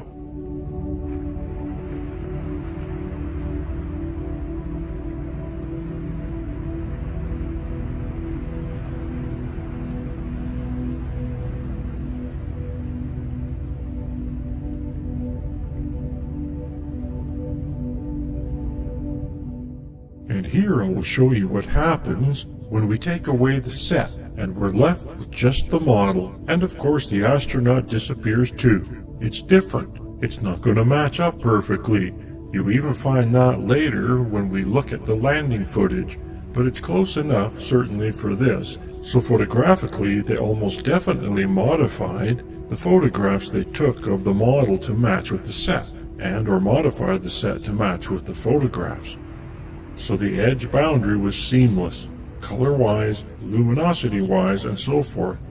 They may have even adjusted it with the lights, because no one's going to know that it's slightly off from what it would actually be. And here we zoomed in on the set again, so that you can get a sense of how this was built. And if you were on set, and they moved the location of the camera, they just changed the imagery that was projected on the wall. With their model, they could shoot from any location they wanted and create a circular set of imagery.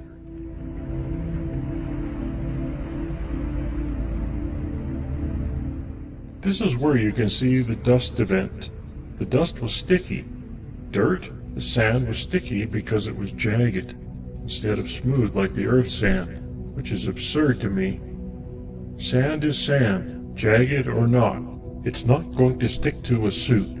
The reason it is sticky is because they had a mixture amount of oil or water in it. It doesn't take much. I did my own test. Go buy a bag of sand. You need a little bit of cooking oil. Just mix in a few drops with a handful or even a bowl full of sand and see that it starts to become malleable, almost like clay. And you can find the proper mixture so that it doesn't dust, meaning you don't see particles fly up in the air when you kick it. But it looks like they used a lot here because you can see it sticking to the machinery as well. In fact, the dust was so sticky it stuck to metal. They call it moon dust. It's moon sand. And these are some of the clearer examples, probably because of the overblown suit. And the dust is not. The sand is not reflecting, it's dark sand. But they said they had problems with dust and the sticky dust. And here you can see other examples later on when I show miscellaneous set stuff. You can see how the sand behaves. Oily sand, oily watery sand, oily sticky sand.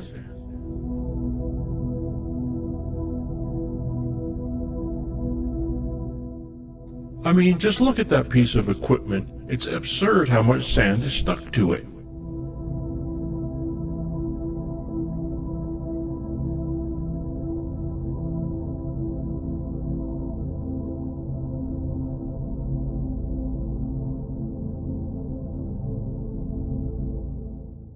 Here, it looks like he's been playing in oil. Perhaps the leaky seal from the rover's hub is spraying oil on him. Who knows?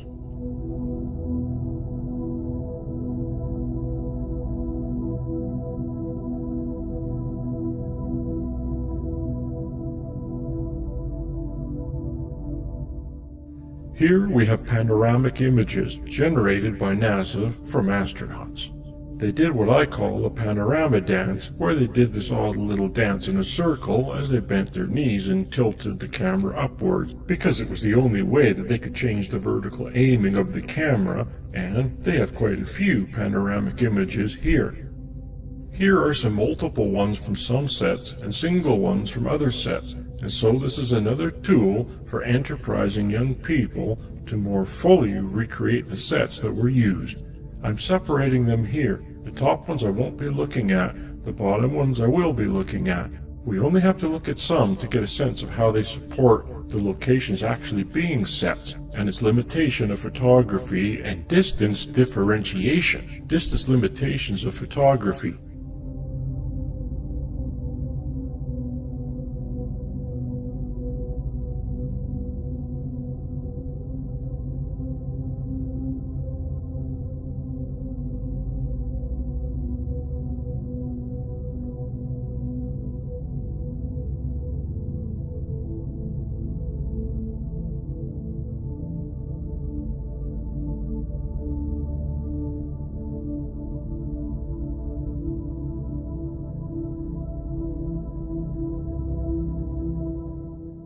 These are the photographs that we'll be looking at.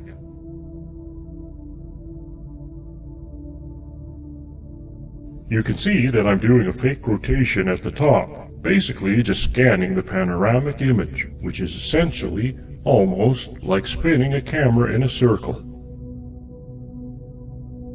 These are straight from NASA. I've done no modification other than the graph you see I'm putting at the top and so forth. It's kind of obvious what I've done, and you can see the photographic images changes as the astronaut made his turn. But here I'm showing that it supports it being on a set. There's nothing about these that say they could not be on a set.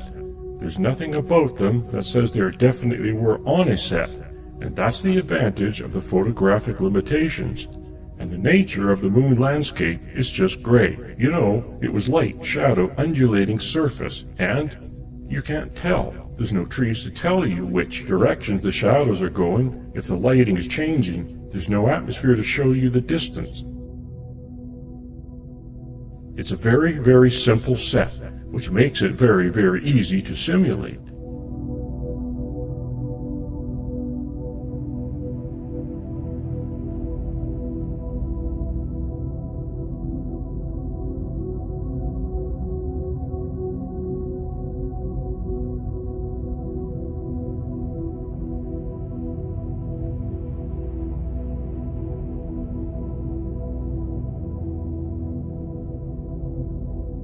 They are showing hills here, but there's no problem creating hills on a set.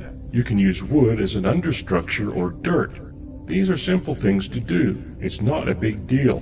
And these are enclosed sets. They have to be enclosed to control the environment so no wind gusts and so forth occur. But that can be a tent.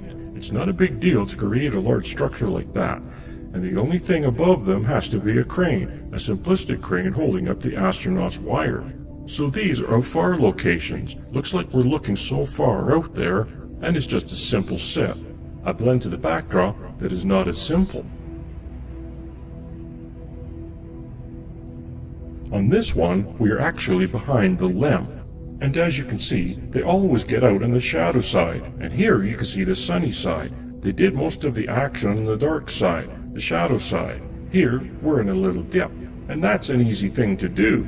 We're going near the edge of the set here, and the main part of the set is on the other side of the LEM. This is the same footage, I believe, where you see the rover driving around and you see a reverse angle of this scene. This is the reverse angle, there's the LEM, we were just on the other side. You can see it's kind of a little hole there. This is where the rover was driving around. And there's the rover. This is the lens flare. It happens once you get light from a light source, almost directly entering the lens. And lots of trash. It seems like they like to trash the moon for some reason. And look behind the LEM, there's nothing. And even in the stereo photography a little later, you'll see all of this is supported by the depth perception. It was flat after a certain distance, real or fake.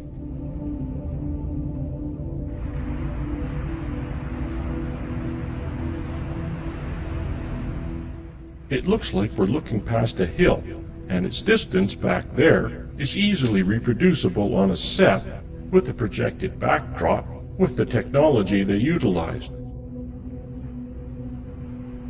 There's our dividing line. I'm not saying that these are exactly where the sets ended. I'm saying that they could be where the sets ended, and it would work.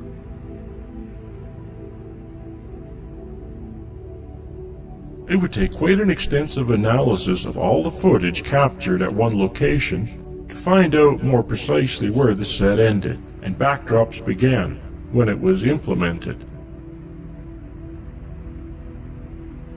There's nothing more that I would love to see as if some enterprising set people or young person, i.e. Blue Earthing, would go through the trouble to properly analyze one set.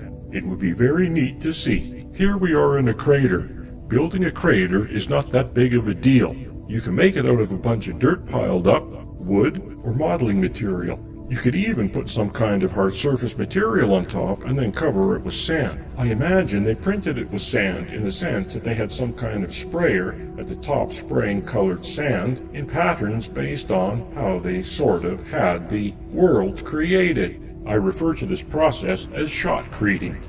They did the same thing on the model. You just plan out how you're going to recreate it, projecting, spraying the sand, paint, and what you have. And here is all the sand, and they did it in layers. Darker sand underneath if you needed it, lighter sand on top. They went through the trouble of figuring out how many layers and patterns, putting certain color sand down and so forth. And then the rocks, and even more sand on top of the rocks. I'd love to see how they especially designed and manufactured this process, but it's not. Certainly not even close to being beyond human capability.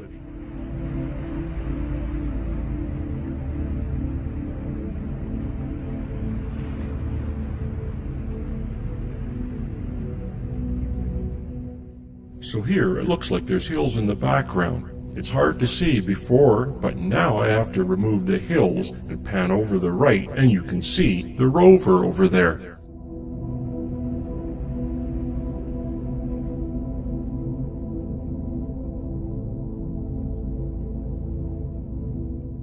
The LEM was over there too. It was difficult to see because of the lens flare.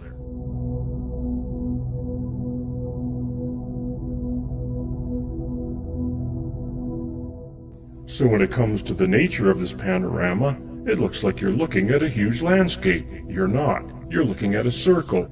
If you wrap one end over to the other, you make a cylinder. And that's more accurately what you're looking at. This is why I did the crop version and the panning. I mean, we're actually not panning per se. We're reproducing what the astronaut did, which he stood at one place and turned around, went in a circle, spun. Now these are very interesting landscapes, very cool looking, but they're reproduced moon topography. And the more specific details of every rock and so forth, perhaps they had highly detailed imagery. That would be a smart thing, but they had limitations. That was all made up. And we haven't gotten any kind of actual highly detailed reproduction of the actual location from telescopes or satellites since this time. Again, another faraway landscape, but it's just a set with a backdrop, nothing more. Here is a little crater. We'll see the left image on the right side and the right image on the left side.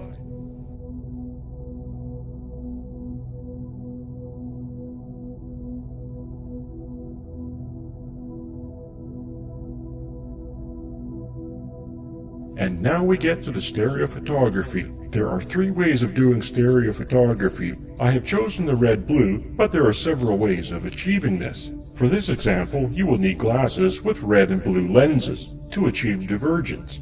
Or try putting cardboard between the 2 images, so only the left eye sees the left image, and the right eye sees the right image. There is convergence where you can cross your eyes until the features match up, and using your brain, merge the 2 together. And the top left, I'll show you which ones you're currently doing. I'm showing you all 3. It's an opportunity. I suggest you pause as you want to see one, and look carefully at these with the yellow arrow. It shows you where the split line is, and you can definitely see, certainly some. These are panoramic images overlap. They're not ideal. I didn't modify them in any way except maybe to rotate and scale a little bit so they were closely matched, but it's good enough that you can see that there's a flat plane, and after a certain distance, and stereo.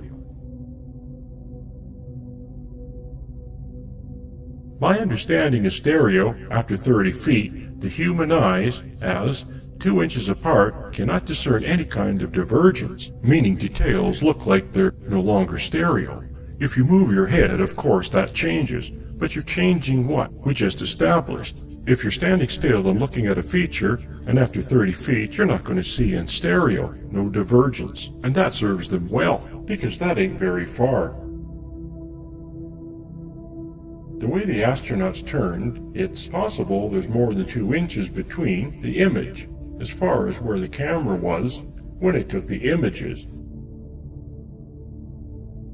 Perhaps it could go further, but it's not going to go 100 meters, not before it flattens out. And none of this imagery shows it's going that far. You can see they don't go very far before it goes flat. So, the stereo images are certainly not proof it was on the moon. And they supported it was a set. Not proof it was on the set, but they supported it. Some of them are extraordinary, and we'll get to those near the end. You'll see that. It looks like you're going to look at a flat surface, going into the distance.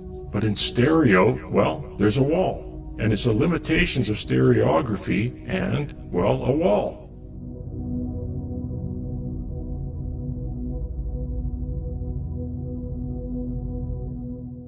And the split is not necessarily where you think it would be. You can look and see, and look at the stereo and see where the split is. I added the names of the source photos at the bottom so that you can look on the NASA website at your own convenience. You can also use the cross-eyed method to bring these photos into a 3D view. Here's the rover. Just look at how close it is to us. It doesn't go very far in front of the camera.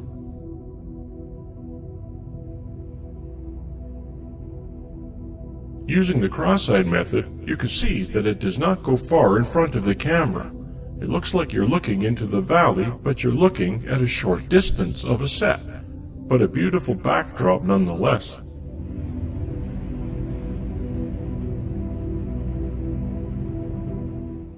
Here we are looking down a hill, but we don't go very far before we lose our stereo.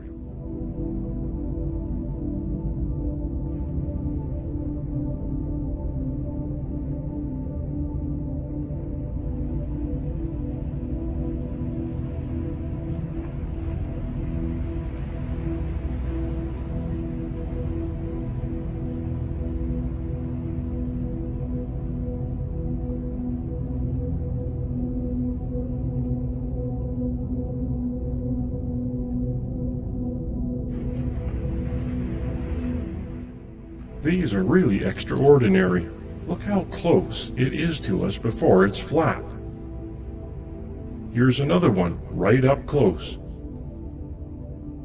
The other thing amazing that happens is your brain, seeing indicators of dimensionality, will create it for you, but it's not really there. If you look carefully, you'll see.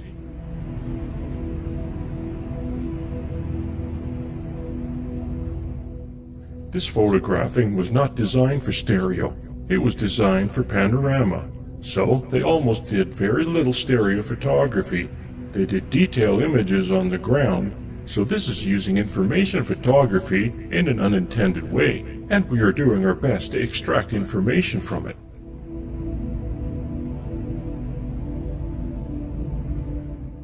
This is a slight overlap, not nearly the overlap, but like the others. You can still see the split lines very close.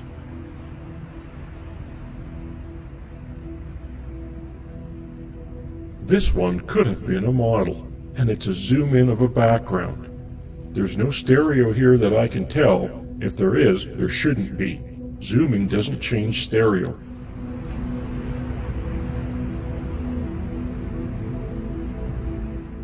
This is from the top of the lem. There's hardly any stereo to note, other than the difference between the lem and the ground.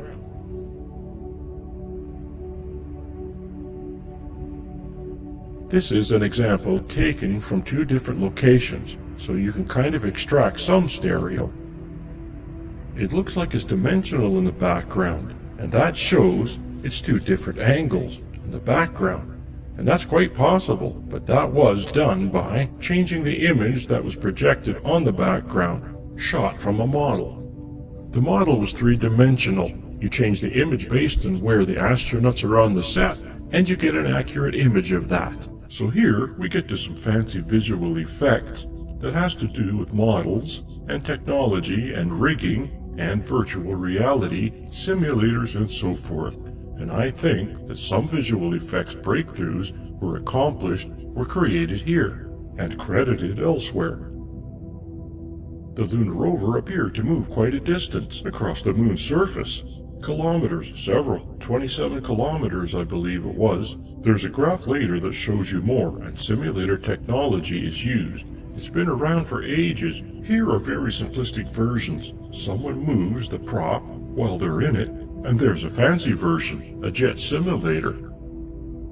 And here's a mock-up I did of how the lunar simulator was created. This is a lunar rover simulator. There's some footage there. I think it was created on this simulator. Basically, a model was filmed and the astronauts are put in the rig that mimic the movements, and the camera was on the rig and filmed the footage in the background or in front of the fake lunar module. Here is a setup of the model under the snorkel lens. And there, I think, was a DAC camera. It was filmed in very low frame, so it's crappy. And it's possible the lunar rover was animated. Here are some examples from the early 1970s. This is Don Dykstra, who was a student of Douglas Trumbull. And in the summary I went over this. I find this extraordinary every time I see it. I find it extraordinary how real it looks, and how tiny the models were used to generate it. It just blows my mind. Look at this snorkel camera. This is it moving across a tiny fake road set and creating something incredibly realistic in this low-resolution footage. There's the rig, the camera rig. It's called motion control. It's used extensively in visual effects today, and this was used to create city planning or something. I don't know how much he got paid to do this, but it's an extraordinary setup. And the time it must have took to build these models, I don't know. I don't know how long it took the team to build and record this, but it's extraordinary nevertheless, especially when you get to the nature footage in the end. You see the mountain in the background. This is with atmosphere and everything. You can imagine with the moon set how realistic, and you made it 3 times as big as that. This is a flight simulator camera, sideways pointing at a fake landscape, and moved in real time based on the pilot's action. They actually used it for Apollo training. This is the moon surface, model moon surface. There's a camera that moves along it based on the decisions of the astronauts. And this is a lunar rover simulator.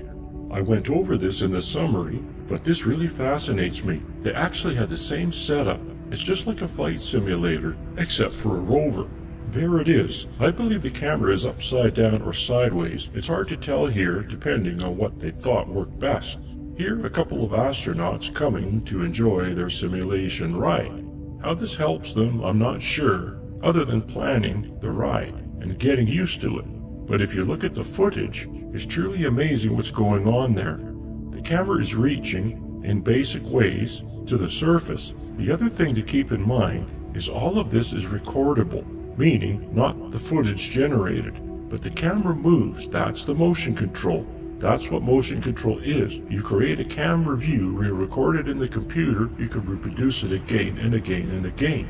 And so you can turn the camera to the left, turn the camera to the right, turn it behind you, and do some passes. And you can do it frame by frame. You can do one frame every 2 seconds, one frame every 4 seconds, however it works best for you to generate the imagery. The camera moves forward, takes a new picture, moves forward, takes a new picture. This is another simulator. They call it the LOLA. This is footage generated from a model, and they have a camera rig set up. Although you'll see I speed it up.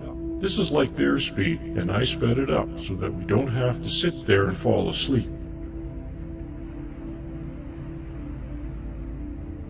There, you just saw it speed up. You'll find when you look at the landing footage later, it's very similar to this when I speed it up. You know, this doesn't look as real as the other footage does, but they did a more sophisticated implementation. Here's that setup I show in the summary. Tracks, cameras on tracks, it's all computer controlled. It starts with a model and so forth. Here they are with their calipers. They like taking pictures with calipers on these things, and they've got their accurate mapping. They're making sure that the model matches accurately to the mapping because the astronauts are relying on it. They're the ones making these decisions that need to be completely oriented for their landing, right? And this is a simple mock-up of something on glass I showed because I found it a little funny. That's how they did it. They did it much more sophisticated for the hoax. This is huge. There's a man next to it. You can see it's a huge piece. Plaster of Paris, I guess. I'm not sure what it was made of. That's just what it looks like to me, but highly accurate model. And when we get closer here and see the fine detail that is in this thing, you start to see more and more craters. Look at all the subtle craters in there. This is all accurate. Look, they're showing how accurate it is. See, we're very impressed. But here it is being used for the LOLA simulator, and it looks very similar to the footage captured by the Apollo camera on the official Apollo landing. And now look at the subtle detail. You can see craters and things. We will get close here. This is a model. We'll zoom in close. Look, there are tiny rocks, all kinds of subtle detail happening in this thing. And if you made the model 4 times as large, imagine the detail you could put in it. You could put sands on it, add a few fake rocks on it, the sand would move. Look at this huge set, a huge model rather, 2 guys at the bottom standing next to it. I don't know what this was used for, but look, it's an example of a big model. And then use the setup. This is the same space that they were using for the set. They wouldn't have room to fit that giant model world that they built. In some cases, I think the rover was moved on a giant hydraulic stand. They had a fake front setup with a camera setup. I don't think necessarily it was in view, but it was used to generate shadows on the surface. So here, I think these photos were generated from a DAC camera. You can see in the middle one, there's a shadow of the antenna and camera. Sometimes it's because the shadows, some because they're on a set. But I believe they had a rig to generate shadows, so that when they projected it on a screen in front of the simulator, it had a shadow to make you think they're really there. Here's another example you can see, but it's rare, right? All of these images, but they only have one shadow, so it's quite possible they take 1 frame at a time. It's just got a shadow in it. Fiber optics are used in the cameras. Possibly they had endoscopic kind of setup with the camera, and instead of doing this, like they did in Star Wars, you have these guys coming and going and animating. The camera animated. In fact, you'll hear Douglas Trumbull a bit describe how they did it on Back to the Future ride. I had no idea that they could do that, and no doubt he implemented something like that in the Apollo simulation, whatever they call the hoax.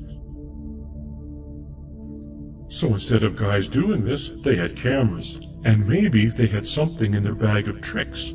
Move the antenna so that it projected the proper shadow. Here I am showing an example. This is footage generated by filming of the models. A computer model, but it's an example nonetheless. Here we are in the simulated ride in front of the footage with no movement. And now we're going to use the same footage, and we're going to add a very simple movement, kind of like we saw in the rover simulator. And there's the rig moving a little bit. That's what's generating the image at the top. And here we're going to add a little extra little move. We're adding pops and stuff. And here you'll see that extra movement. It's not added to the original footage. I have been doing these as separate so you can see them as separate. Here we have a loose camera, as if it's on a stand that's reacting to the movement of the rover. And you'll see how it all comes together. This is the basic movement, the left image at the top. And now we will add what I call gross movement, where it's all kind of moving in and out of craters. Now we have the smaller movement, and it's a little extra. And here's where they loosened up the camera a bit. It's on its stem, it's reaching to the rig, and now we're on the moon. It's pretty extraordinary how simple it is and how effective it is. And now you can even see the reflections in the antenna up there. I believe they probably had a 360-degree setup for any kind of reflections, and that's not that much more difficult. Let's look at the actual footage here. I'm not going to show it all to you, but you can see more in the appendix. It's quite extensive. I think it would be interesting in having someone go through and really nail down what is what. But I think that's, not necessary here. And this is why. There are a lot of things that landed on the moon, a lot of unmanned things. The rovers went pretty far. There are a lot of opportunities to see what the moon should look like. And when stitched together, I can tell you what the moon should look like. So those flipping through real quick are either low frame rate DAC or Hasselblad photos from the chest camera.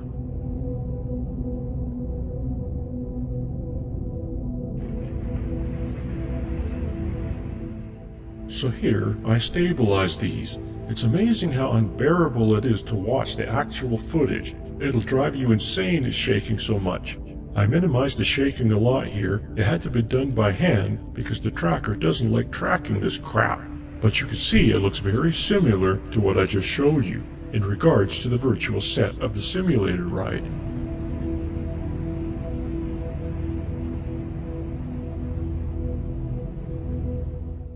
See that shadow on the lower right?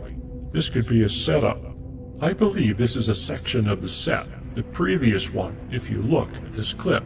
And when you look at the whole clip, I believe sometimes they mixed how they did it. Sometimes they filmed it with a model, sometimes they filmed it on a set. They used the same rover, actually, that was on a set. They put it on a rig. Up here it looks like it's on a set, but it's hard to tell. You don't see any shadows of the astronaut on the ground, the other astronaut sitting in the rover, and the reflections are just the landscape. So I think it's quite possible that this is fake footage, meaning they're not on a set. And this is all reacting to the motion-controlled camera that they have on it. There's nothing about this footage that says, the landscape, so it's actual. There's no detail in here, so you can't see the detail, it's all limited. The other thing about this footage is that it is transferred to HD. Thank you very much. It should be transferred into log, to digital format, so that we can analyze it for ourselves. Perhaps somebody else could get that to happen. And there's a shadow on the ground. Either that was on a set, quite possible. They're kind of going in circles, or actually done on a model.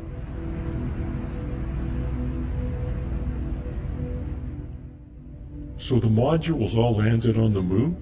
Well, they have footage of it. These were all captured models. I believe it was a model with sand on it, certainly where the module landed, and it was all filmed slowly, except for the landing part, when they had a simulator action, just like the simulator, and blasted sand. And after the sand cleared, they did a mixture with masks and stuff, which dissolves to the actual set. Practical, life-size set you see in the film of the astronauts walking around. Here we have Apollo 14 and landing on its model, and it's not going very far. You can see that it's a curved model. It is accurate to the curvature of the moon, so it's very accurate. It's very similar to the model we just looked at for the LRV. All the craters, same thing, highly accurate. Here's something interesting though. You can see some striation lines. I put some lines on to show you, well, the angle, and they look just like the mosaic lines, satellites flying over, around and around, catching images, and they put them together. And here you can see the striation lines. It's hard to avoid when that's your only reference when you build the model. Look here, it's very clear. Increase the contrast to make it a little more clear, but there they are. Striation lines are what they are. These are the mosaic images, and here we are coming in for a landing. It's all sped up compared to the real landing. It's in real time. And you can see the sand now. Fortunately, in 14, the sand did not obliterate the view so clearly, so they didn't have an opportunity to do a good blend. And the giveaway. The give is the crater shadows. They change, as well as the shapes of the surface a bit. The crater shadows is more obvious here. Now we're analyzing that. The camera is supposedly located in the filming through the triangular windows. I believe it's the one on the left of the door, in this view from the outside, and it's coming in upside down kind of. It's all odd, so I had to turn the image so that you can see, well, the reference. The frame. The framing is the reference. And here we're coming in. You can see the actual sand blasting, but you can always see the craters. The thing is, the two right in the middle there, you can see just above the middle, and the shadows have changed. Here they are, the shadows, so you can keep an eye on them. And see the two shadows there? It's pretty dark, and here the shadows are shallow. It's not so clear to the uninitiated eye, but for me, it is fairly obvious. Those are deep shadows, very dark, very clear. It's not just an illusion. And here it's just got a little shadow, and zoom in to make it a little more obvious. Now that's very detailed. Now I'll demonstrate how this was done. So here are the craters. We have the two examples of what appears not to be an illusion. Slight sun angle changes, right? In one, the shadows are really low in the crater, and the other, the shadows are higher in the crater. In fact, you see it all in the craters there, but not in the top one. You really don't see it because they change that quickly. It's just a soft mat. It's just, I'm sure, covered with dust to hide it. So I go back and forth, you can see them all. The surface shifts a little bit because it doesn't match up. It's very difficult to have a scale model which is smaller when life size to match up. That's quite a feat, but it does accomplish the effect, right? Just look at all the other footage for evidence of that. Every other one, the other 5, the sand completely obliterates the view. And then when it clears, we're on the set. Maybe they claim this is gas distortion, rocket blast, but it doesn't quite work with me. There's a lot of distortions taking place which we'll review. If we look below over there, we can see how this was done. They had 2 different setups, all on computer, 2 different setups going on, model setup. The lighting is quite different the way they had it set up. And when the scene shifts, they're using the same model, the same setup, and shifted a little bit, so here's the difference. You can see the shadows are different, the gray area I shifted a little, just subtle, and how I blurred the model. Obscured by dust, right? this is a little more accurate to the differences. Now here the moon is blasted by dust, right? Fake sand, of course, on top of it, and used it as a mat. So they did all this by hand for the most part, but now I use it as a mat. You'll see the fluctuation. It's used to disguise the distortion taking place, and simply because they are spraying sand out of a nozzle at the bottom. Had this been real, the sand would still be lingering about. This is not what we are seeing here.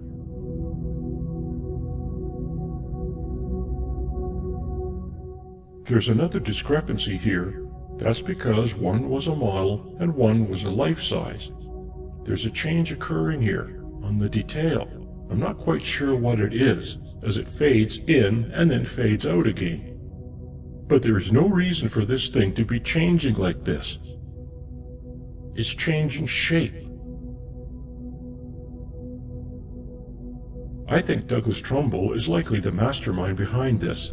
He was the 2001 Space Odyssey visual effects mastermind, and he had a lot of experience in this, simulating the moon and space stuff. His first job was with graphic films and working for Apollo generating PR stuff for Apollo. To the Moon and Beyond is something he generated with Cinerama, and it was used as the technology backdrop.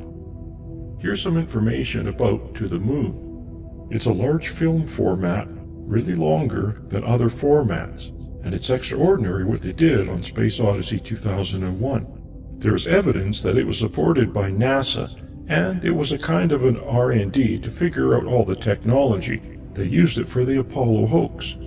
And it's also in the interest to see he worked for the Apollo program already, before he did 2001.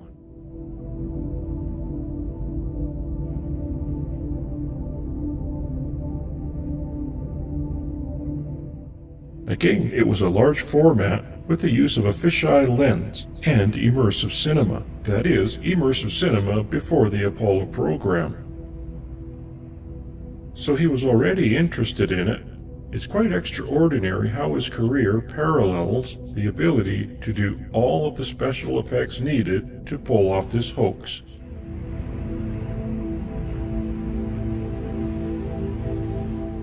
Let's hear him tell us in his own words.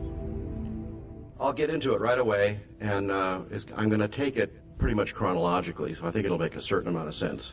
When I was just out of high school, I was going to be an architect, I thought, and I started taking courses in illustration and painting and mechanical drawing and engineering drawing and things like that. I became very fascinated with kind of science fiction illustration, and it was all multiplane photography, fisheye lenses projected into a dome theater, and photographed with fisheye lenses and wide-angle lenses projected with fisheye lenses into a kind of a planetarium dome theater. And the show was called To the Moon and Beyond, and Stanley Kubrick and Arthur Clarke saw this show, which I had done all the illustrations for, which were part of the multiplane photography, and Graphic Films got a job to start doing some preliminary early design work for 2001: A Space Odyssey, which at the time was called Journey Beyond the Stars in a very early draft. This is one of my early pencil sketches for a kind of a lunar base. You can see some similarity here to, the horizon on the moon, the Earth in the distance, various kinds of lunar modules and stuff like that. An idea for a pod, which became like a pod in 2001. But I wanted to digress a little bit. So 2001, you have a little storyboard drawing. A lot of the storyboard drawings we work with are very simple, sketches almost, but you see shots in the movie, and then you see the moon bus, and that was one of my first tasks on 2001 as a young man. I was probably maybe 24, starting to detail these miniatures and trying to make them look photorealistic, even though they were just fiberglass models with not much detail. And we started figuring out how to put detail and painting, and actually, since I was an illustrator, I was actually painting with my airbrush right on the model to create different panels of texture and brightness and reflection, and trying to make it look as big as we possibly could. And then I got involved in shooting some of these miniatures. Kubrick really got to like me and what I was able to do, and so I got into designing some of these shots like this, where each of these was a 1,000-watt light bulb out of a slide projector, and This was a painting back here, and this is the moon bus that's going to land, and it's mounted on this rod back here. It's kind of tilting up and down, has nitrogen coming through the nozzles of the supposedly jet engines or rocket engines to stir up all this dust. And we had to mount it on glass in order to superimpose one thing against another. So you get shots like this, shots like this. You can see all this little detail and stuff that I got involved in creating little, streaks of grease and who knows what to try to make it look real. This is working on the big stage, one of the big stages at MGM. That's the space station set over here and the moon bus set over here. This is the moon bus set being built. Several shots of that. I designed a lot of these moon terrains. I had a lot of discussions with Stanley about what we thought the moon was going to look like, because nobody knew. There hadn't been any satellites or anything that really had looked at the moon's surface in any detail. And so this was kind of a Chesley Bonestell, rocky, craggy terrain kind of thing that he wanted. And I was actually going in another direction, which did not make the cut. And here's me working on my moon terrain, which I thought was, in fact, in retrospect, very much like what the moon is like. It's very rounded, very soft, very eroded by micrometeorite impacts, and not craggy at all. These are some early designs for the Jupiter sequence. The Discovery spacecraft went through a zillion different iterations. The Stargate was going to be a slot inside one of Jupiter's moons that they go into. This was actually a very early hypothetical rendering of what the pod might look like at a very early stage. This slot in one of Jupiter's moons was going to be another little universe down there that didn't belong in our universe, and they had to go down there. And these are like two pods looking down here. They're going to send little probes down. There's a whole bunch of things that were designed, written, experimented with, drawn, discussed, and deleted. This movie went through tremendous development. So the thing I'm talking about today is all the whole kind of creative process of how you tackle a problem, work on it, discuss it, solve it, change it, and try to come up with a new solution to make something on the screen that people have not seen before. So anyway, ShowScan was this 60-frame, 70-millimeter giant screen thing that was way better than Cinerama and way better than IMAX in 1975. The simulation ride was this whole idea of hydraulic motion base and a capsule with people inside, which I'll show you later, became the Back to the Future ride for me, which was a lot of fun. And then another ride called Cineride, which never came to pass, which was really cool, and I'm sure we're going to do this pretty soon, was projecting multiple ShowScan films in a dark ride situation, and you're in a vehicle. And we filmed these films knowing that the vehicle would be moving at 30 feet a second, or 30 feet a minute. And so we filmed it with the camera moving 30 feet a minute and projected these films into domes, and then had foreground sets that were all moving in perspective to the perspective shift in the movie. And it was all 60 frame. And it was so real that everybody believed that everything that they were seeing was happening in real time, including explosions, breakaway glass, mummies, monsters, you name it. It was really wild. We started developing special electronic 70-millimeter projectors that could run 60 frames a second electronically, did not have a mechanical Geneva movement in them. One of the things this ShowScan thing led to was an experimental film, which I'm sorry I can't show you, but we knew the size and shape of the screen. And so I just devised this thing. I said, well, if we shoot in ShowScan and we project it in exact same scale as the theater itself, I'm going to do this illusion. And so we had this scene where we projected a really bad movie on the screen that was kind of a fake documentary, and we made everything go wrong that you could possibly think of. It goes out of frame, it goes out of focus, the film burns in the gate. It was just terrible, and it fails. Then the projectionist leaves the projection booth, goes around the theater, comes behind the screen, turns on a work light back there, because, screens are perforated. You can see through them. If there was a light back there, you'd see the speakers behind the screen. So he does that, and so you see the speakers in there. There's this big roll-up door. There's a door he comes through, and he comes up to the audience and touches the screen, which is catching the light from these house lights, and starts talking to the audience, apologizing for screwing up the show. It looked absolutely real. It was indistinguishable from reality.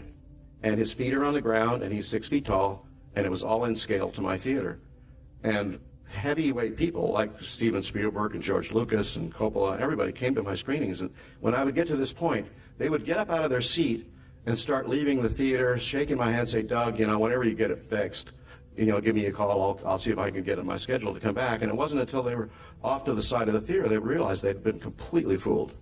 And this, to me, was a really important moment in movie history. And this little movie called New Magic has actually been requested by the Academy to be archived there. And I'm hoping we can get it digitally scanned so we can show it again in high definition. Now we're working on an entry-level version of this, which will enable film students and colleges to do this kind of thing very inexpensively. And I'm working with a guy named Scott Lismondi at Hollywood General Machining and building a zero-gravity boom out of a porta-jib components. And this is under construction in LA right now. We're just about to test it right after Christmas. And it's a really cool thing. This whole little gizmo, I can't use the word gizmo, device is going to cost about $5,000 instead of the original one that cost $250,000.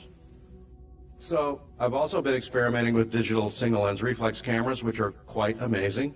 If you've ever shot with a Nikon or a Canon, I'm using the Canon 7D with some Zacuto attachments. It's a very inexpensive camera.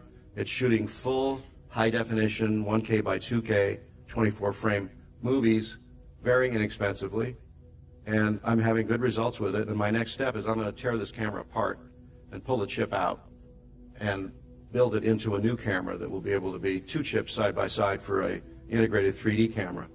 Now, in the world right now, the red camera is the hot camera. It's not the only camera, but it's a good kind of mid-level priced camera, and I think we can start adapting this for 3D production as well, because the 3D cameras we're seeing these days are really cumbersome, awkward, and heavy, like the IMAX cameras have been and like the Cinerama cameras were. So we're in an early phase of 3D where shooting in 3D is a real pain in the neck, but it's going to get much better. Right now, I went to NAB just a few months ago in Las Vegas and saw all the latest 3D camera rigs. And I got to tell you, it's horrible because these cameras are clumsy, noisy, fat, heavy, obtrusive, hard to align.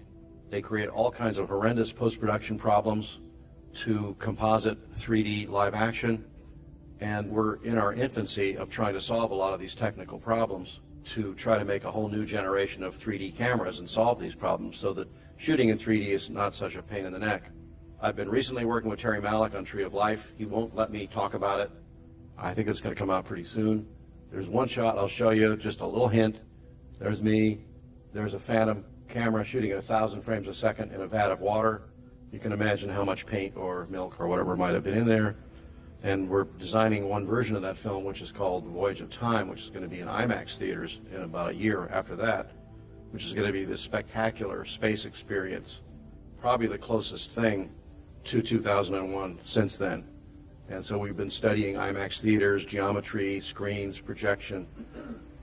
And this whole digital virtual studio I'm working on, which I want to do with my next film, is to build a stage that's designed with the zero-gravity boom, and everything is designed around that technology to automate the lighting grid so that we can do rehearsals on this and pre-light scenes and come back into our stage and reshoot.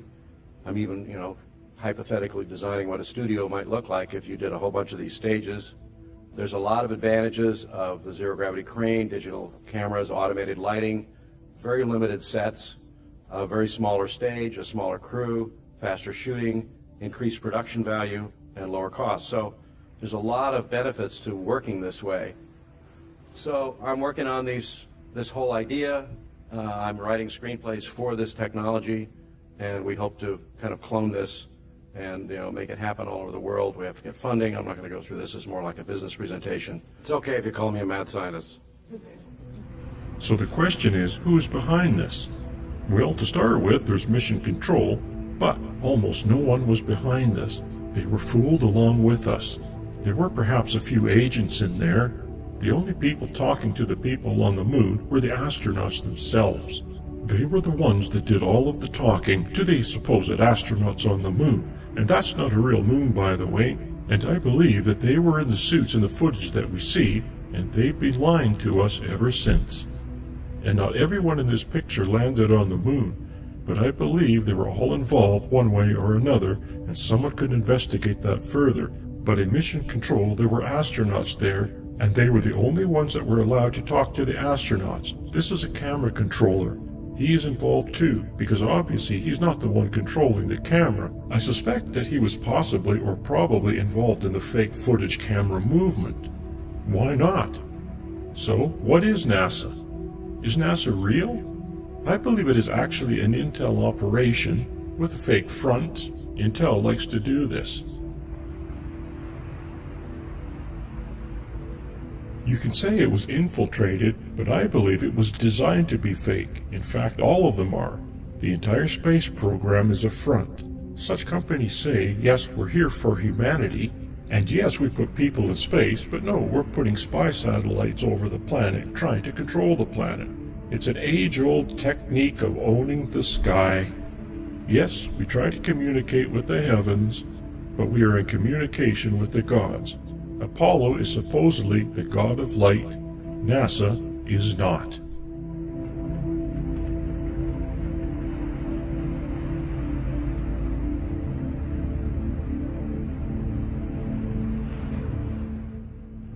So without Apollo, what is NASA?